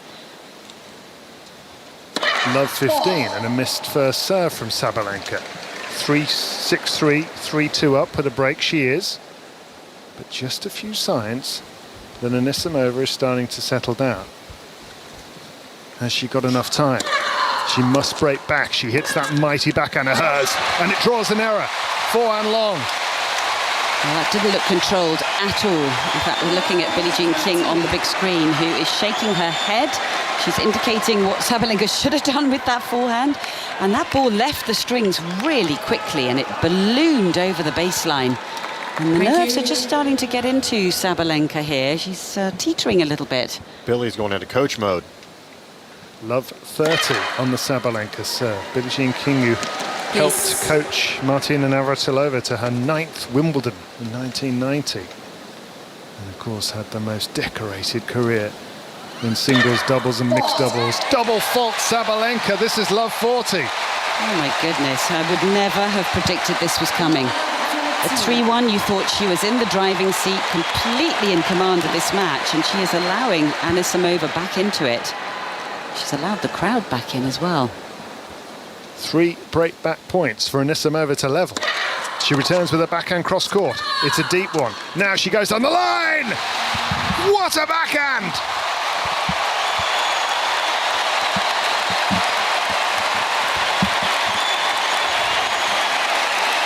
Is there any stroke in tennis struck sweeter than the Amanda Anisimova backhand? Well, when she steps in and hits it with full force, it is as big as any out there. David, you called it. You said when you're serving it out for a Grand Slam title, it is rarely straightforward, and we just saw that curveball come in. Well, well, well. We have a match on, folks. 6-3, 3 games all now. Here's Sabalenka trying to respond. She attacks behind a forehand. She plays a backhand volley cross-court brilliantly. Well, that was brave. Oh, my goodness. The approach, like you said, just trying to respond, stamp her authority back on the match again and quickly change the tempo. So she's come forward. Haven't seen too much of that type of play, but a stunning backhand cross-court. Took the second hand off, a single-handed backhand volley. What a beautiful shot that was. So 3 games all and love 15. Anisimova steps in with a forehand, puts it into the corner. Well, this crowd are ramping up here. A body serve at Sabalenka. She couldn't do too much with that, dropped it short. She was almost using the racket as a bit of a shield. And Anisimova quick to step in with the winner. 3 games all, second set of the women's singles final here at the US Open. 15 all. Anisimova tries to swing her serve out wide into an acute angle and just misses the sideline. It's about as quiet as it gets inside the Arthur Ashe Stadium. Everybody engrossed as Anisimova nets a serve, a double fault. She fought so hard to break back. If she gives it back here, that would be a huge disappointment. Thank you. For her, obviously. 15-30. Anisimova finds the first serve. Now has a mid-court forehand. She crashes it long. Too long. I'm not sure it needed to be that big. I mean, it was a slightly floated mid-court ball. She tried to accelerate onto it, but she doesn't give herself any margin, does she? And she had the space there. It wasn't one of those balls that she needed to hit that fast in order to get the winner. And now double break point opportunity for Sabalenka to go up a break yet again in the second set. It would put her just 2 games away from the title. The defending champion, who hits a deep forehand return. It hits the baseline. Anisimova can't control it. She nets, and her break back New balls, please. is for nothing. Sabalenka leads 4-3, second set. Well, And by 1 set. that'll hurt Anisimova. It but definitely will. Fair play to Sabalenka. Crowd going crazy, just being broken back to love, and then she just gets back to work. Yeah, you have to admire her. I think she has unbelievable strength of character. I mean, she's great fun. She has a wonderful smile, a massive personality. She brings that big character onto any stage. And she performs, doesn't she? She likes to she makes it a show. She entertains. She wears her heart on her sleeve. And, anyone who can take on this kind of crowd is extraordinary, to be able to try and keep the crowd out of it and still to bring a very high level of tennis. And the way she's just responded after what has just happened, a couple of games pegged back, but she's come right back at Anisimova. That's impressive. That was a really good forehand return there on break point. She didn't wait for Anisimova to give it to her. She saw the ball that was in the zone that she needed, and she took charge. And that's why Sabalenka has continued to climb the ranks over the years. Early on in her career, she was the one who was struggling with her serve, much like Coco Gauff is right now. She would get to that semifinal stage. I remember watching her in the semifinals of Roland Garros, up 5-2 in the third for the final, and just completely collapsed in that match. And that toughness of the mentality of Sabalenka, she knows how to work through emotions. And early on in the match, she was 2-love up, and then Anisimova started getting going, and you could see Sabalenka just understand the moment, how to put some perspective back. Listening in on the Anisimova box. Yeah, her support team trying to get some positive body language out of her, and indeed she does jump up and down as if to say, come on, this isn't over yet. 6-4, 4-3 Sabalenka with a break. We know that Anisimova can hurt Sabalenka. She's beaten her 6 out of 9 previous times, including at Wimbledon in the semi-finals recently. Let's second service. And getting over the line in any match is difficult, let alone a Grand Slam final. And we know how lethal the ground strokes of Anisimova can be. That backhand is measured at the fastest stroke in the tournament. She hits her backhand down the line now, and now responds with a forehand. That's going to drop just in. Sabalenka with a more composed forehand cross-court, measuring these shots at the moment and waiting for an error, and she gets one. A forehand hit way long by Anisimova. Yeah, that was another ballooned forehand, wasn't it? I mean, it was toe-to-toe for the first part of that rally. You could, again, hear the gasps from the crowd, because it's pretty impressive ball striking from both of them, but then she just couldn't keep up with it. She was the one to break down. And if you miss it by 20 feet, you're going too aggressive. 14 unforced errors on the forehand side from Anisimova today so far. Just 5 from Sabalenka, who hits a line down the line with a backhand. What a shot that was. 30 love.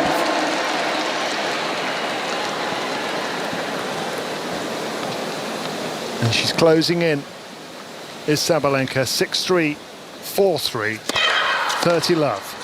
Hits her backhand off the back foot, and Anisimova lines up her backhand, goes down the line, but they're all coming back. This is great retrieving from Sabalenka, but this time she can't, as she hits the backhand into the bottom of the net. And she attempted a sliced shot there, Sabalenka, because she was on a defensive position, but actually she hasn't used it at all today. Too much. But this is where a big improvement on the Sabalenka serve has helped her so much. In these moments of crunch time, she usually finds a first serve. Ryan Harrison and Annabelle Croft here with us on 5 Live as Sabalenka's trying to get over the line, and she wins another point as a forehand is netted on return by Anisimova, who's stomping around the baseline, looking really irritated at how things are going generally. It's been a lot better than the Wimbledon final, which she lost 6-love, 6-love, but she's still full of frustration. She steps in with this backhand and goes long, and even the famous backhand is failing her right now. And Sabalenka is just a game away from the title. And that was 2 massive first serves there, 30-15 up. She was big, 112 miles an hour into the body, and then that one 113 miles an hour down the tee. And that's where Sabalenka is really, really clutch. We talked about that all tournament. Ready for play, thank you. 6-3, 5-3 for Aryna Sabalenka in the women's singles final of the US Open here. She needs one more game to defend this title. She nets her backhand. Well, the crowd are going to do everything in their powers just to give her some extra energy and try and hang in there on this next service game, just to see if they can extend the match just a little bit, see if they can make something happen. She is running out of time. Sabalenka's 3rd straight final here in New York. She lost to Coco Gauff in a really traumatic final. She beat Jessica Pegula, another American, last year. And she's playing another American tonight in Amanda Anisimova as she nets her forehand and Anisimova moves to 30-love. She's got to make her serve for it. That's all she can do just at the moment.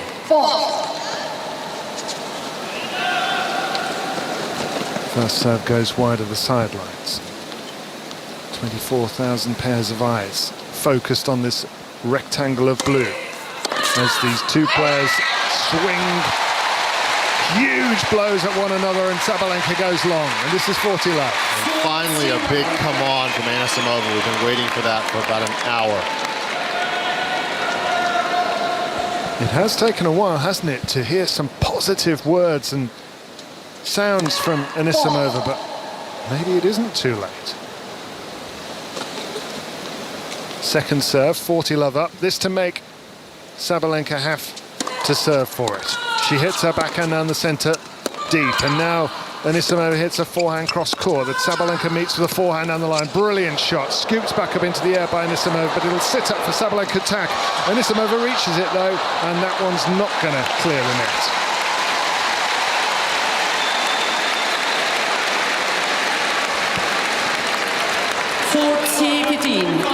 Trying to calm herself down here, Sabalenka. You can see her on our screen that we have in the commentary box. We're right at the top of the stadium, but you can see on the facial expressions on our screen, she's just trying to control her breathing right now. You can understand it.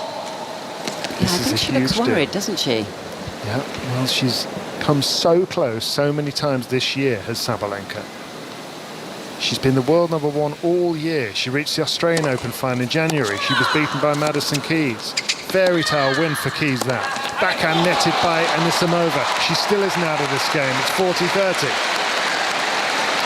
Well, I'm sure Sabalenka would absolutely love to try and break here to win the title rather than have to be forced to serve it out where her heart will be absolutely pounding. Anisimova's knees on the floor when she tried to play that backhand. Didn't quite get enough brush up the back of the ball. Crowd desperately want to see her hold here. But that serve is way low. Yeah, that missed by quite a distance. Didn't have the control on the racket face. Anisimova watches as Sabalenka plants 2 shoes just behind the baseline and attacks this serve, but nets! And Sabalenka's going to have to do it the hard way. 6-3, 5-4. The players will sit down. And Sabalenka's got to think about it. And this is a woman who's been through it this year. He scored goals, lifted trophies and broken records along the way. There it is! It's a day to remember for Wayne Rooney! And now he's got a podcast. Welcome to the Wayne Rooney Show.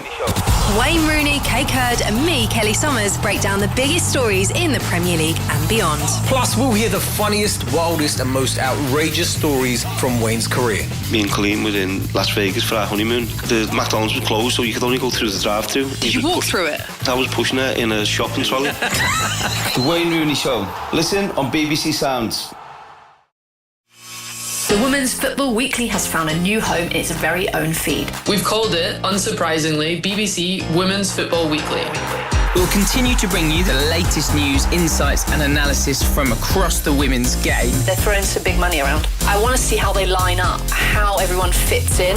Episodes will be available every Tuesday as ever, alongside special, unfiltered player interviews from the biggest names in the WSL and beyond. To make sure you never miss an episode, just search for BBC Women's Football Weekly and hit subscribe once you get there.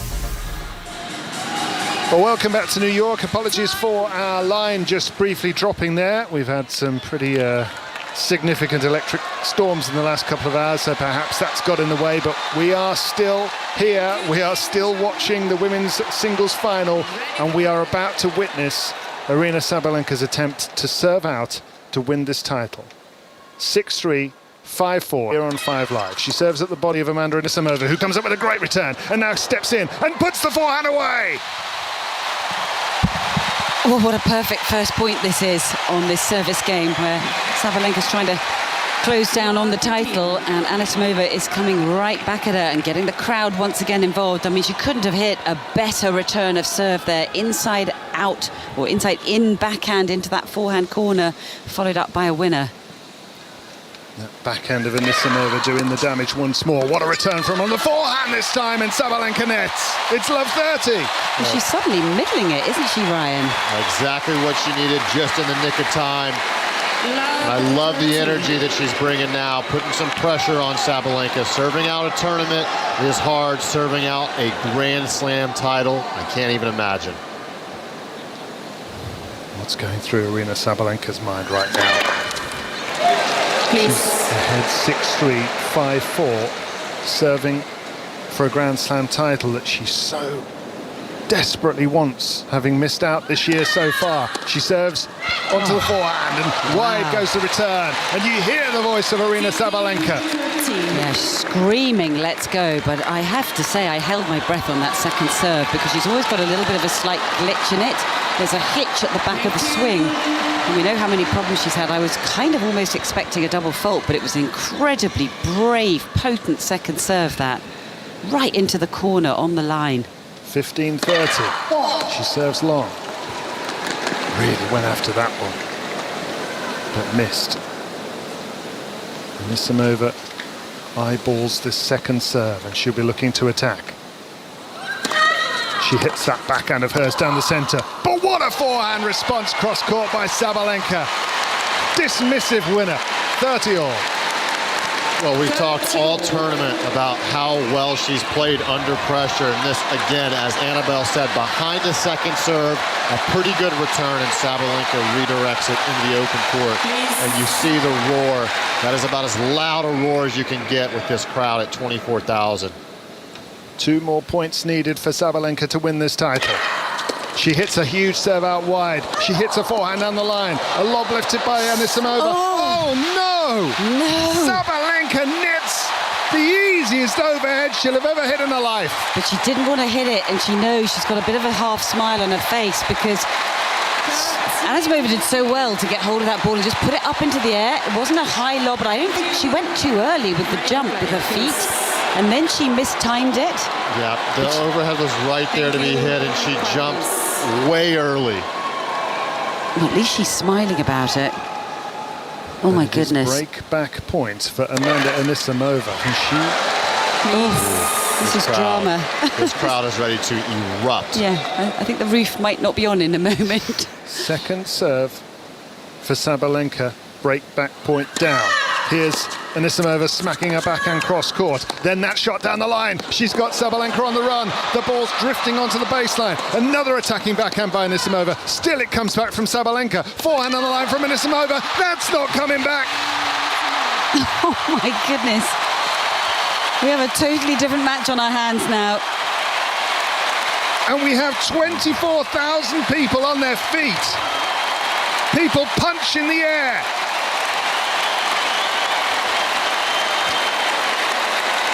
Well, you have to feel for Sabalenka. I don't think she can believe what has just happened. That 30-all point, the lob, should have been a smash put away, totally mistimed it, and now she's into a fight. Thank you, ladies and gentlemen. I think everybody's in a bit of disbelief right now.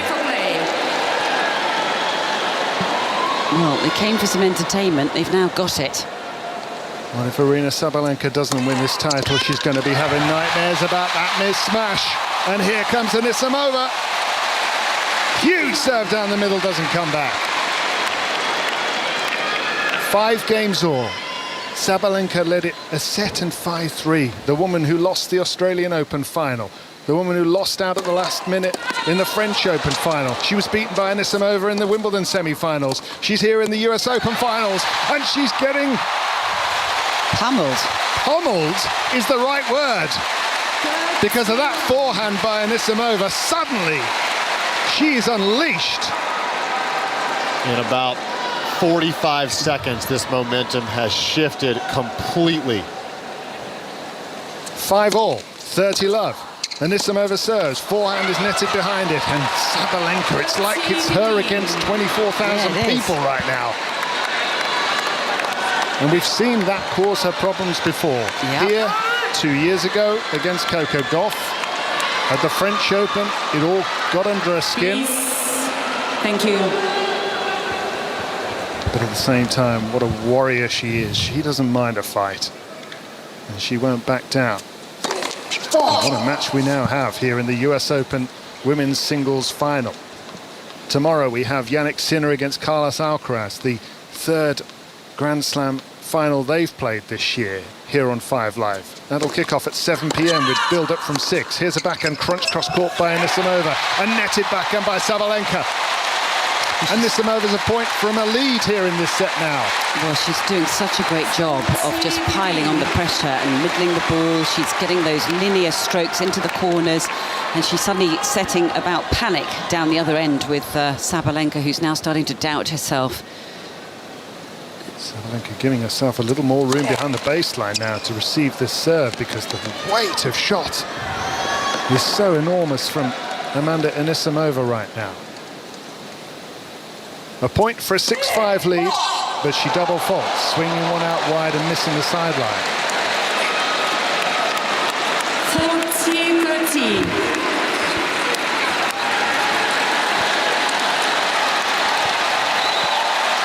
Thank you.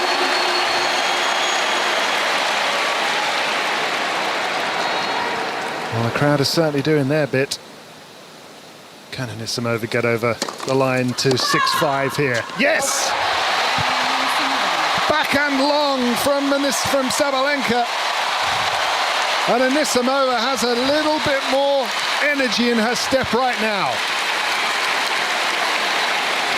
Well, she kind of took that in her stride, didn't she? Couldn't have played any better. And then it's just calmly walking to the change of ends, as if she's totally in command of this match, as if she's always been putting out this positive body language. She's actually standing there and smiling. She just looked at her camp and said, I can't serve. She was actually verbally saying, I can't serve. And then the camp looked at her, and they put their pointer finger over their mouth, and they said, shh, yeah. Shush, enough of that. You're up 6-5. Let's push this thing to a 3rd set. And just to give an insight into how lethal this woman's game is when it's on, her backhand this tournament, its average speed has been measured at 77 miles an hour, and that is faster than both Jannik Sinner and Carlos Alcaraz. I know, it's extraordinary, isn't it? Who've had 76 and 73 miles per hour respectively. That's how big the Anisimova backhand is. Sabalenka is about 6 miles an hour slower. I mean, it's still pretty fast at 71 miles per hour, but that is something else, Ryan, isn't it? Yeah, I mean, it's a big strike, that's for sure. I mean, it definitely it goes to show you how much she's stepping in. And, you have to have the balls to step in on. So it goes to, having a big serve, getting short ball replies. When the ball's deep in the court, you can't step in on it. You have to give it a little bit more shape. And obviously, stepping in is a big, big help. Just seen Andy Roddick and Tracy Austin, two great American champions of this tournament, on the screen here, sitting together watching this match. Thank you. Roddick, the last American man to win this title in 2003. Tracy Austin winning it as a teenager. Amanda Anisimova, a little older, and she's been through some difficult times over the years. Burst on the scene as a teenager herself, getting to a Grand Slam semi-final, beating Sabalenka several times. Here's a backhand cross-court from Anisimova as she's trying to turn the tables in this game as well. Now she's going to attack a forehand, but that's long. Gosh, Sabalenka did well there, because she had to hit one ball off the baseline, like a ricocheted shot that was a half volley almost, pure instinct, but didn't have much time to think about it. But the second serve was very short and shaky. At 73 miles an hour, massive deceleration. Yeah, I mean, she almost spun that into the net. 6-3 Sabalenka first set. She led the second set 5-3 and served for the title. She couldn't get over the line. She's serving at 5-6, 15 love. And now she's missed a forehand long. You can see she's trying to stay calm. She's kind of gone into almost like a floating mode of just keep a lid on everything. She's gone from being the shouting and screaming of come-ons, and it's just gone into, right, I need to stay calm and composed here in this situation. Yeah, she said after the words she said in her press conference and on-court speech against Coco Gauff, that she would never disrespect an opponent again in her post-match comments, and she hits an ace out wide for 30-15. She is incredibly likeable, isn't she? The way she speaks, she's very open, she's very honest, she's apologised for all those things that happened with those speeches and everything, and sort of said, I've learned from that, I'm not that person, I need to keep improving. Very difficult in the moment, isn't it? I can't imagine losing an absolutely heartbreaking match and then being asked to give a speech on court, and that's what happens in Grand Slam finals. And Coco Gauff accepted her apology. Here's a forehand driven back down the centre and dismissed by Sabalenka cross-court. What a forehand from her. And now she has a point to take this into a second set tiebreak. Well, good composure there from the three-time Grand Slam champion, showing why she has so much experience. A pretty good return, and Sabalenka just gets down low and redirects it to the open court. This for a tiebreak. Forehand return is netted. We have a tiebreak. That was impressive from Sabalenka. Very impressive. 6 games all, second set, tiebreak. Well, I just admired her calmness and composure at such a critical moment when everything's just swinging so wildly against you. In your head, you're thinking, I should have made that overhead and I should have closed down the match. I should be holding the trophy in the ceremony right now.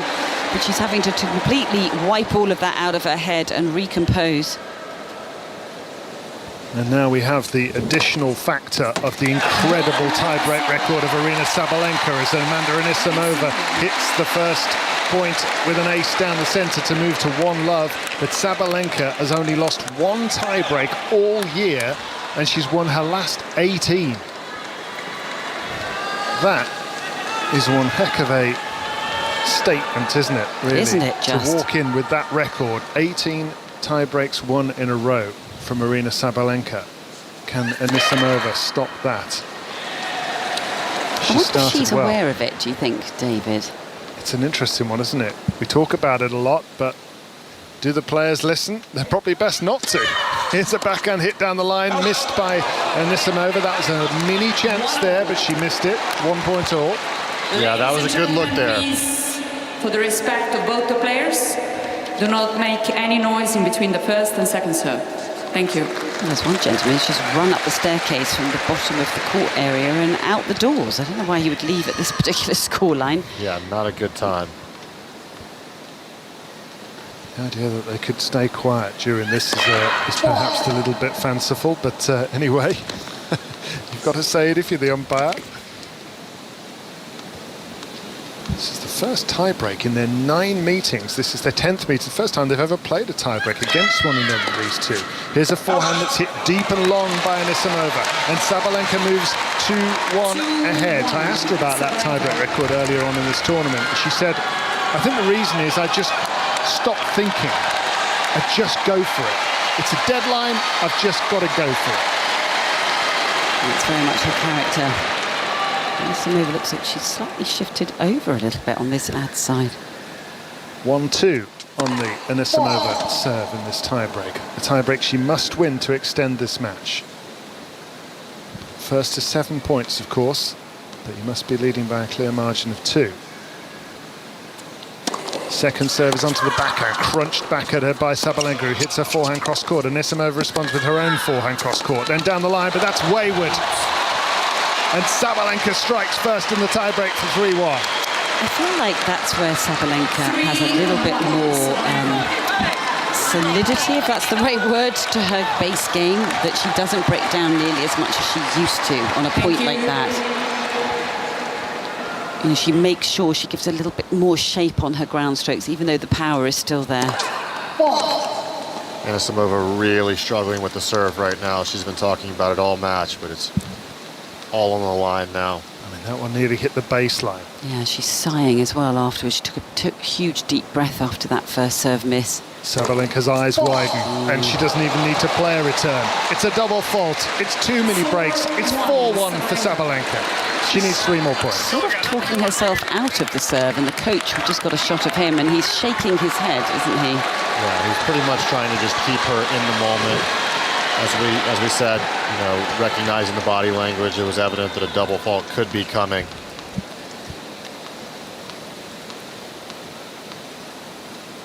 Sabalenka settles herself at 4-1 and serves onto the backhand. A netted return. It's 5-1. I must admit, I thought that was long, and Anisimova's looking at it. She's staring at the line. She's looking up at the umpire and thinking, oh, what did you think of that? I don't know what you thought, Ryan. I thought that was possibly long. Yeah, it's tough to tell. Obviously, Anisimova thought it was long, but, you know, look, for Sabalenka to be 5-3 up and then get back to 5-6, 15 all after having served for the match and had that overhead at 30 all, what an effort for her to now be 5-1 up and 2 points away. 5 points in a row she's reeled off Sabalenka, and she's 2 points away from the title. Serves that one to the forehand. It's blocked back. Into the open court goes Sabalenka. And yet again, she's coming up with the goods in a tiebreak. Sabalenka. She's closing her eyes, Sabalenka, as she walks to the baseline and just taking a huge deep breath, trying to stay calm and composed. She's swallowing hard. She's going to try and close it out now. This year of ups and downs and frustrations for Aryna Sabalenka could be about to end with the ultimate, a Grand Slam title. She blocks back a return. That one's going to go wide. The first of 5 championship points saved by Amanda Anisimova. 6-2, Sabalenka.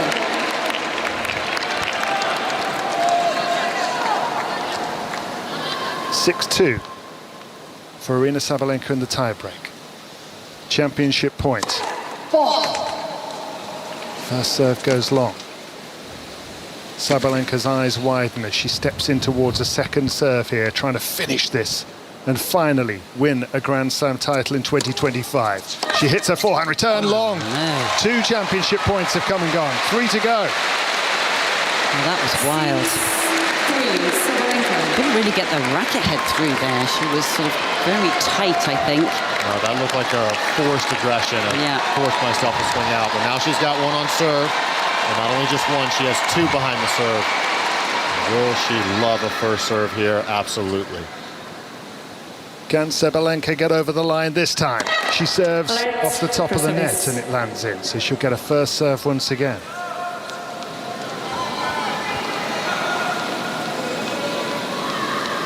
"24,000 people fall silent as Aryna Sabalenka stands on the brink of the US Open title once again.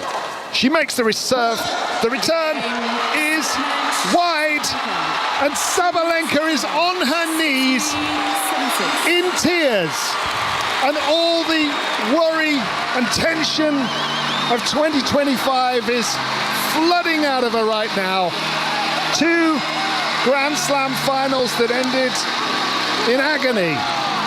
But finally, she has her Grand Slam title this year. She defends the US Open title. She embraces Amanda Anisimova, who was put behind the demons of Wimbledon when she lost 6-love in the final. She put up a good show in that second set to make a real fight of it. But how could anybody deny Aryna Sabalenka, the world's #1, who has won this title 6-3, 7-6. Ryan Harrison. Well, congratulations to Aryna Sabalenka. What an effort, especially there in that second set when things got interesting. She had to fight through a lot of stuff this whole tournament. In the end, she had to deal with 24,000 American crowd members trying to pick up Anisimova. And look, for the Anisimova camp, she did a really good job of fighting through those nerves and emotions there in that second set. She made a match out of it. She nearly got to a third set, only 3 points away from the third set. And Sabalenka, in the end, just that experience, that bravery that we've seen from her time and time again, and she proves why, that mental resilience, that competitive spirit, that brave ball striking, yet again comes through with another Grand Slam title. Yeah, I have nothing but admiration for the way she handled that occasion. I mean, this was a cauldron of emotion out here.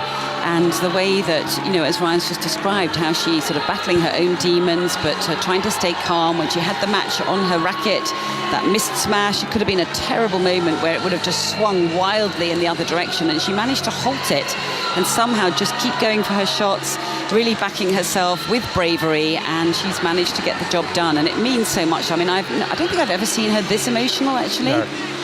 No, the other victories were joy, maybe relief.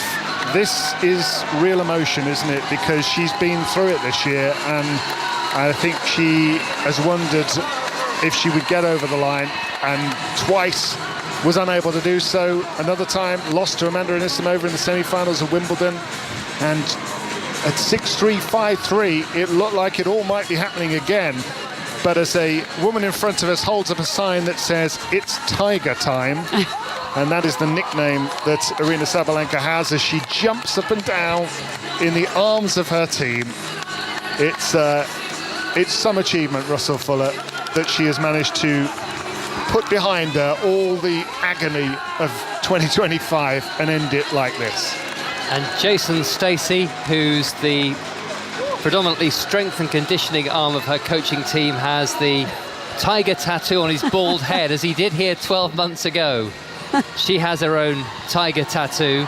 It wasn't a lucky charm always, but it was at the US Open last year.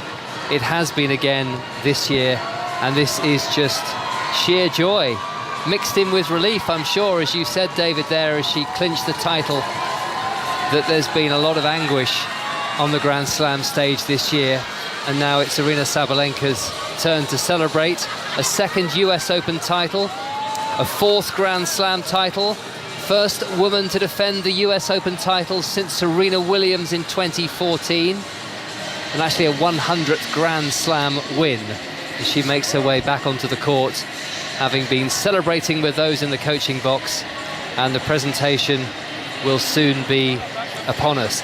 She has felt like the dominant player of the year, but had she lost this title as the trophy engraver just completes his work, then there would have been a strange complexion on the year, wouldn't there? Because to lose 3 Grand Slam finals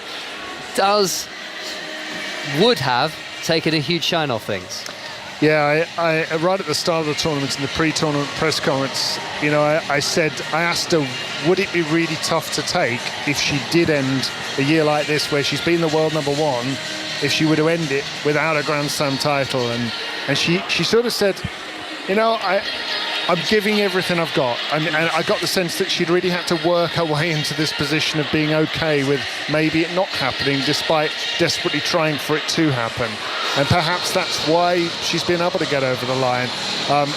But ultimately, as we see a tough scene with Amanda Anisimova in tears, being consoled by Stacey Alistair from the tournament here, and she has a towel over her face. I mean, She put up a good performance overall, particularly in that second set to come back, and I dare say she's going to have future chances to come in these Grand Slam tournaments. But Sabalenka, goodness me, that is champion stuff. And we don't need to ask her how much it meant to her. We could see it when she was on her knees on that baseline in tears. It told everything.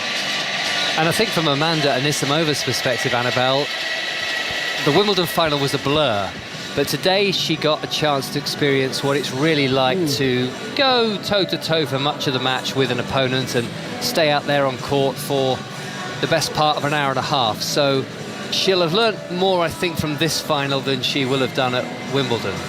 I think so. I mean, they were so different, weren't they? They were markedly different finals. I mean, the other one was just traumatizing, humiliating, embarrassing, everything, you know, all the adjectives you can think of to describe that situation, and excruciating to watch and to play, I'm sure. But I think everybody's so admiring of her. I think she's warmed everybody to her with how she's had to come back with such a great spirit to be able to play the way she has, to beat Swiatek and then come back here, get into a second Grand Slam final, and now experience, as you say, Russell, just electricity and amazing kind of standing ovations when she was thumping those winners.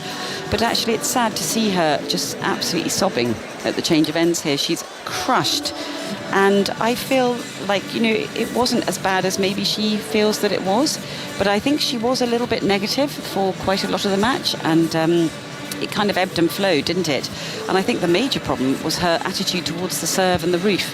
You know, that kept on going, and it was never going to change. And I'm not quite sure what the problem was up there, but she got it into her head that it was a problem, and I think that really did prevent her from being able to use her serve very, very effectively. Well, that's what she was blaming, wasn't it? When she felt tense and she felt the match was running away from her. Yeah, and I'm sad to see her just so utterly devastated at this change of ends. But I guess most coaches would say, well, that's a good thing, because if it hurts that much, then you're going to really want to try to come back and improve yourself. But I also, just to underline again, I like to see players rewarded for their hard work and application and professionalism, and I think that's what Sabalenka has done here by winning here. You know, she has always put out so much in terms of her professionalism and her team and seeking answers, and I think we all underestimated her when she first burst onto the scene as this raw kid. You know, who used to just blast the ball, and you thought, wow, she's great fun to watch, but a little bit erratic and raw. But oh my goodness, as she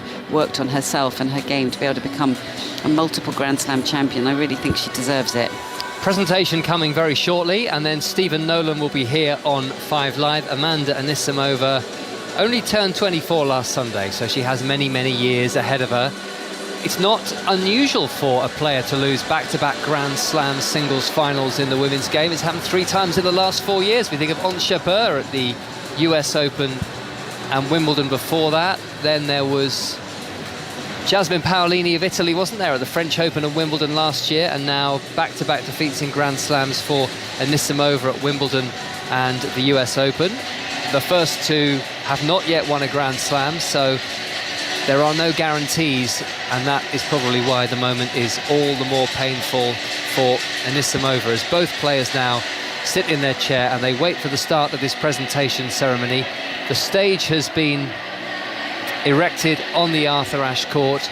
The roof is closed, the lights have been dimmed somewhat, a few spotlights moving around the upper tier, and it will be Mary Carrillo, the broadcaster, who is going to be hosting this women's singles trophy celebration, which will also feature Chris Evert, 6 times a champion here at the US Open, presenting the trophy on the 50th anniversary of her first victory. And a reminder that if you enjoyed that women's final, we have the men's final for you tomorrow.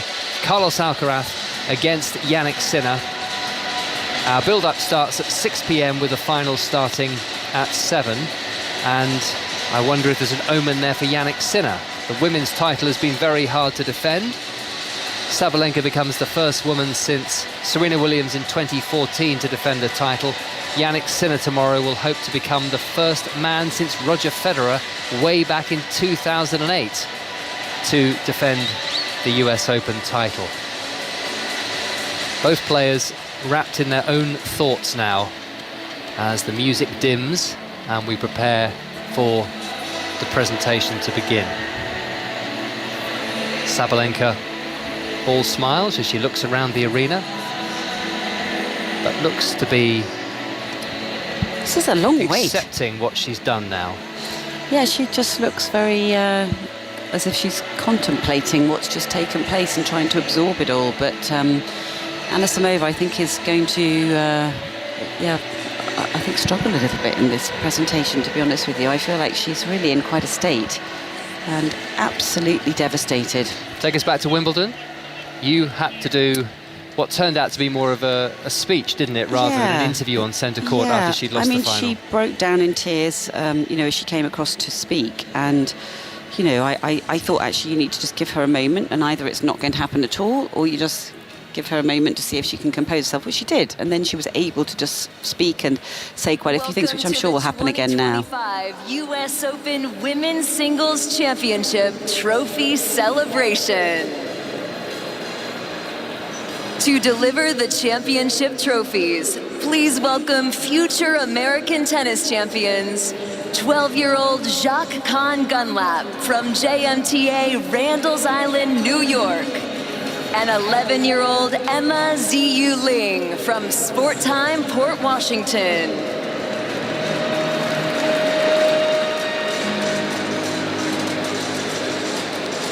The trophies are in place.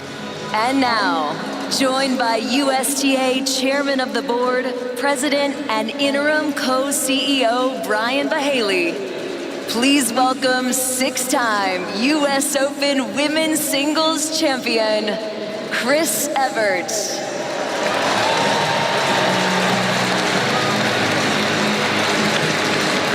Chris Evert climbs to the top of the stage. 1975, the year she won the first of her 6 US Open titles. Tonight, we celebrate the 50th anniversary of Chris Evert's first US Open win and her 50 years of contributions to American tennis.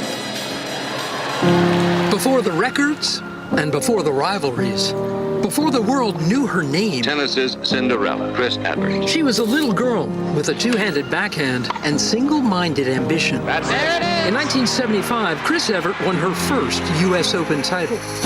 Chrissy played with calm and cool and silent ferocity. She redefined what greatness can look like by showing us that grace under pressure is fueled by a quiet fire. Chris Evert Lloyd advances to the final. She played with precision and competed with poise, and she led with uncommon purpose. There are people in all sports who just continue to do what they do best. For more than a decade, she was the president of the Women's Tennis Association, regally lifting the game for countless women. A mentor, a mother, and as chairperson of the USTA Foundation, a passionate advocate for the next generation. Her legacy is more than what she's built. It's what she's passed on. Decades later, her imprint is everywhere, on every court, in every comeback, and every girl who dares to dream. Chris Evert became a teacher, a fighter, a powerful voice. One of these women will be making history, and it will change her life forever. Happy anniversary, Chrissy. Your legend will live forever. There she is, Chris Evert, the 1975 United States Open champion, winning the championship she'd never won. Mary Carrillo narrating that tribute to Chris Evert. Please welcome our host, Mary Carrillo.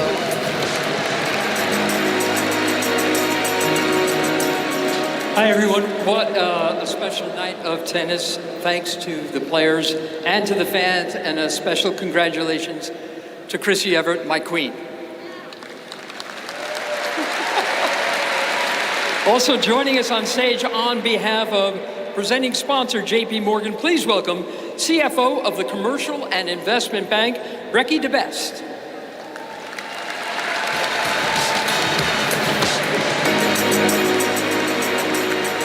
To begin our trophy presentation, we'd like to recognize our chair umpire for tonight's final. Mariana Veljevic, come on up. On behalf of the USA, Brian Bahaley will present you with a gift from the tournament. She was also the chair umpire when Emma Raducanu won the title here in New York 4 years ago. All right, now we'd like to invite the finalist, Amanda Anisimova, up to the stage. Here comes the runner-up then. Amanda Anisimova, if you just tuned into 5 Live, has lost the final 6-3, 7-6 to Aryna Sabalenka. And after the presentation, Stephen Nolan will pick up here on 5 Live.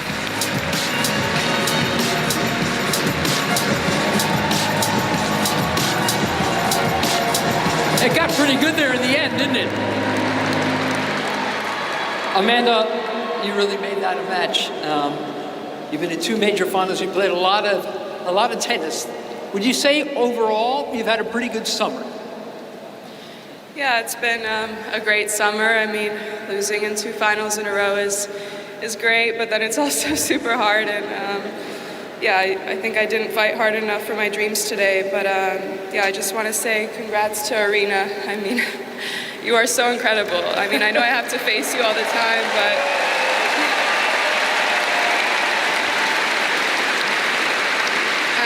I'm in awe of what you've accomplished, and you keep on achieving so many incredible things. So a big congratulations to you and your team. You guys are amazing. Did you notice that there were some fans here that were cheering for you? Would you like to say something to them? Yeah, thank you everyone for coming out and supporting me at my home slam all of the 2 weeks.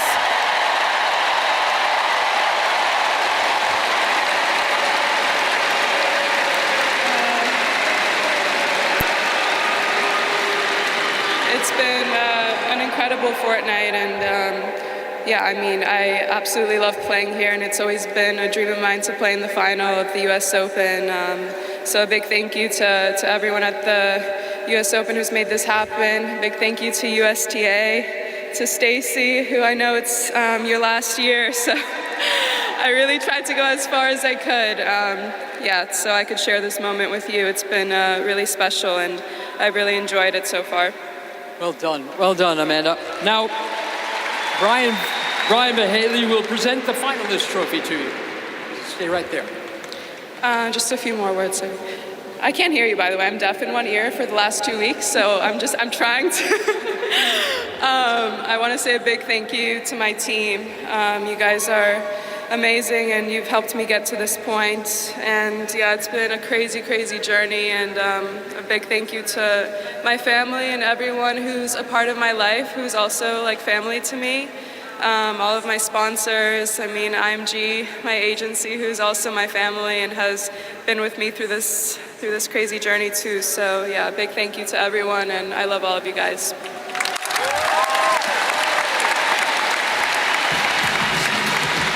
Amanda Anisimova now receiving the US Open runners-up trophy. Now it's time to invite our champion to the stage.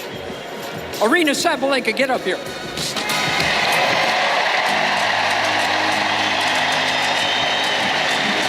She is dressed appropriately in that shiny silver jacket. Amanda's right. You really are incredible. And after getting so close to winning the first 3 majors of this season, you end it with a big win here. How happy are you? How relieved are you? Well,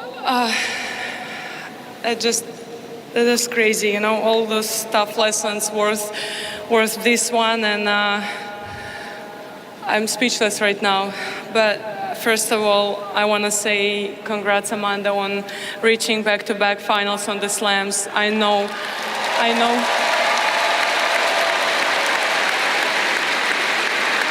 how much it hurts losing in the finals, but trust me, the moment you're going to win your first one and you're going to win it, you play incredible tennis. And I want to congrats you and your team on things that you've been able to achieve after your comeback. And girl, you're going to enjoy it even more after these tough losses in the finals.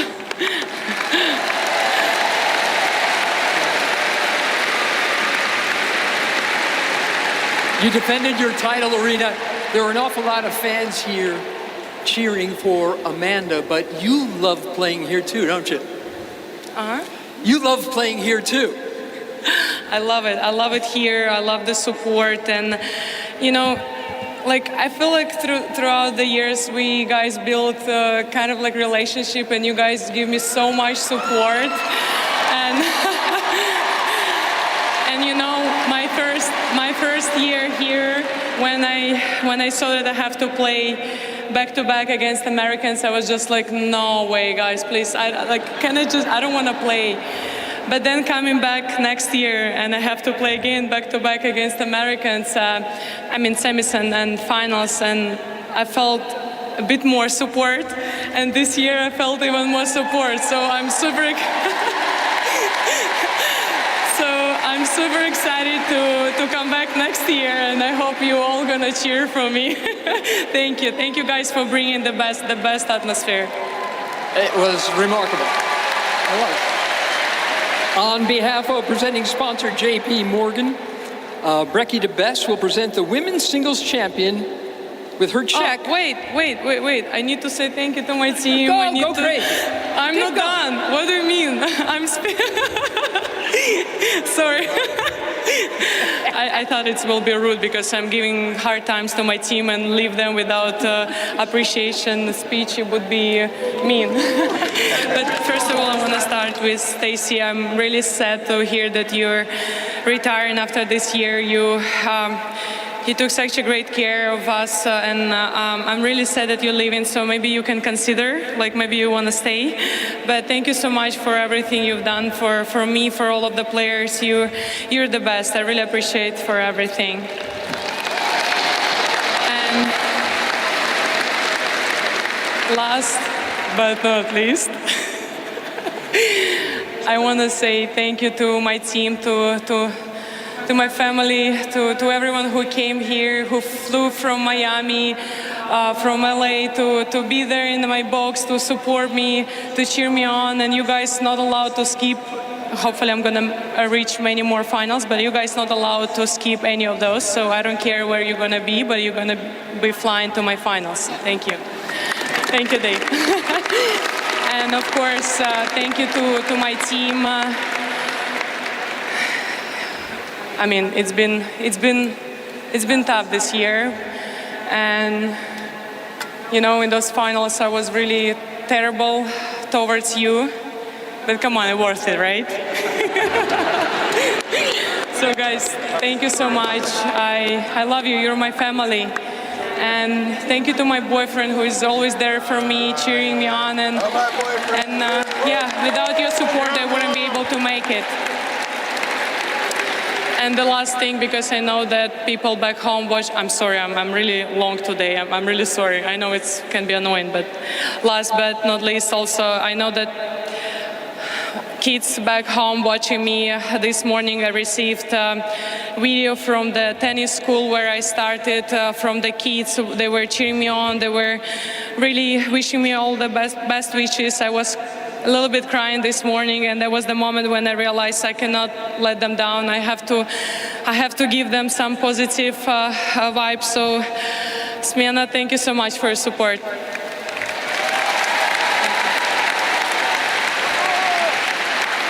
She said she was speechless. Okay, on behalf of presenting sponsor JP Morgan, Becky DeBest will present you, the women's singles champion, with a check for $5 million.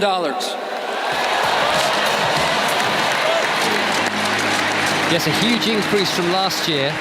39% increase in the check for the winner and for the runner-up. And now she'll get her hands on the trophy. And yes. And now, stay there. And now Chris Evert will present you with the Champions Trophy. Congratulations, Aryna Sabalenka.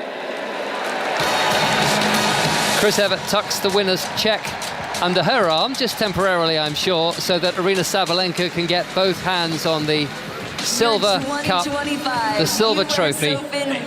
And she will walk forwards now and lift the US Open trophy for the second year in a row. A woman who has been dominating the hard-court Grand Slams, 6 hard-court Grand Slam finals in a row, twice a champion at the Australian Open, twice a champion at the US Open, a 4-time Grand Slam champion in all, dominant on the hard courts, comfortably world #1. Aryna Sabalenka signs off 2025, or at least the Grand Slam year of 2025, in some style, as the pyrotechnics begin here inside the Arthur Ashe Stadium. So, David, Annabelle, a final closing word from the two of you on what we've seen here. Does it feel fitting to you in many ways that Aryna Sabalenka has brought the curtain down on the women's Grand Slam year by winning her first big title of 2025? It does to me. I do feel that if she had ended this year without a Grand Slam title, having reached 3 finals and reached the semis of the other and been world number 1 all year, would have been tough on her. Listen, that sport, if Anisimova had won it, she'd have been a worthy winner. But I do feel not only is it fitting, but it's also a huge achievement to not let those previous losses and disappointments stop you achieving the next time. Yeah, I agree. I think it does feel fitting. I mean, to be world number 1, and she has been unbelievably consistent and fairly dominant. She would have been utterly crushed that she didn't win those Grand Slam titles earlier, you know, all the ones that she's reached the finals in. But, you know, and I think she would have been disappointed at Wimbledon as well. But I think she's really underlined her dominance once again. And you heard the warm words that Anisimova put towards her and how admiring she is of her career, what she's still continuing to achieve. And I admire her hunger and her motivation and how much she really wants to keep winning and improving. So wonderful day for her, and I think Anisimova will bounce back, actually. I hope she does, because she's very exciting to watch when she's on fire, isn't she? Thanks, Annabelle and David and Ryan Harrison, who was with us for commentary on the final as well. Aryna Sabalenka remains the world number 1. She remains the woman to beat. She is the US Open champion. And tomorrow on 5 Live and BBC Sounds from 6 o'clock with a match start time of 7 p.m, we will have the story of the men's singles final. 3rd Grand Slam singles final in a row between Jannik Sinner and Carlos Alcaraz. But next up tonight on 5 Live, it's Stephen Nolan.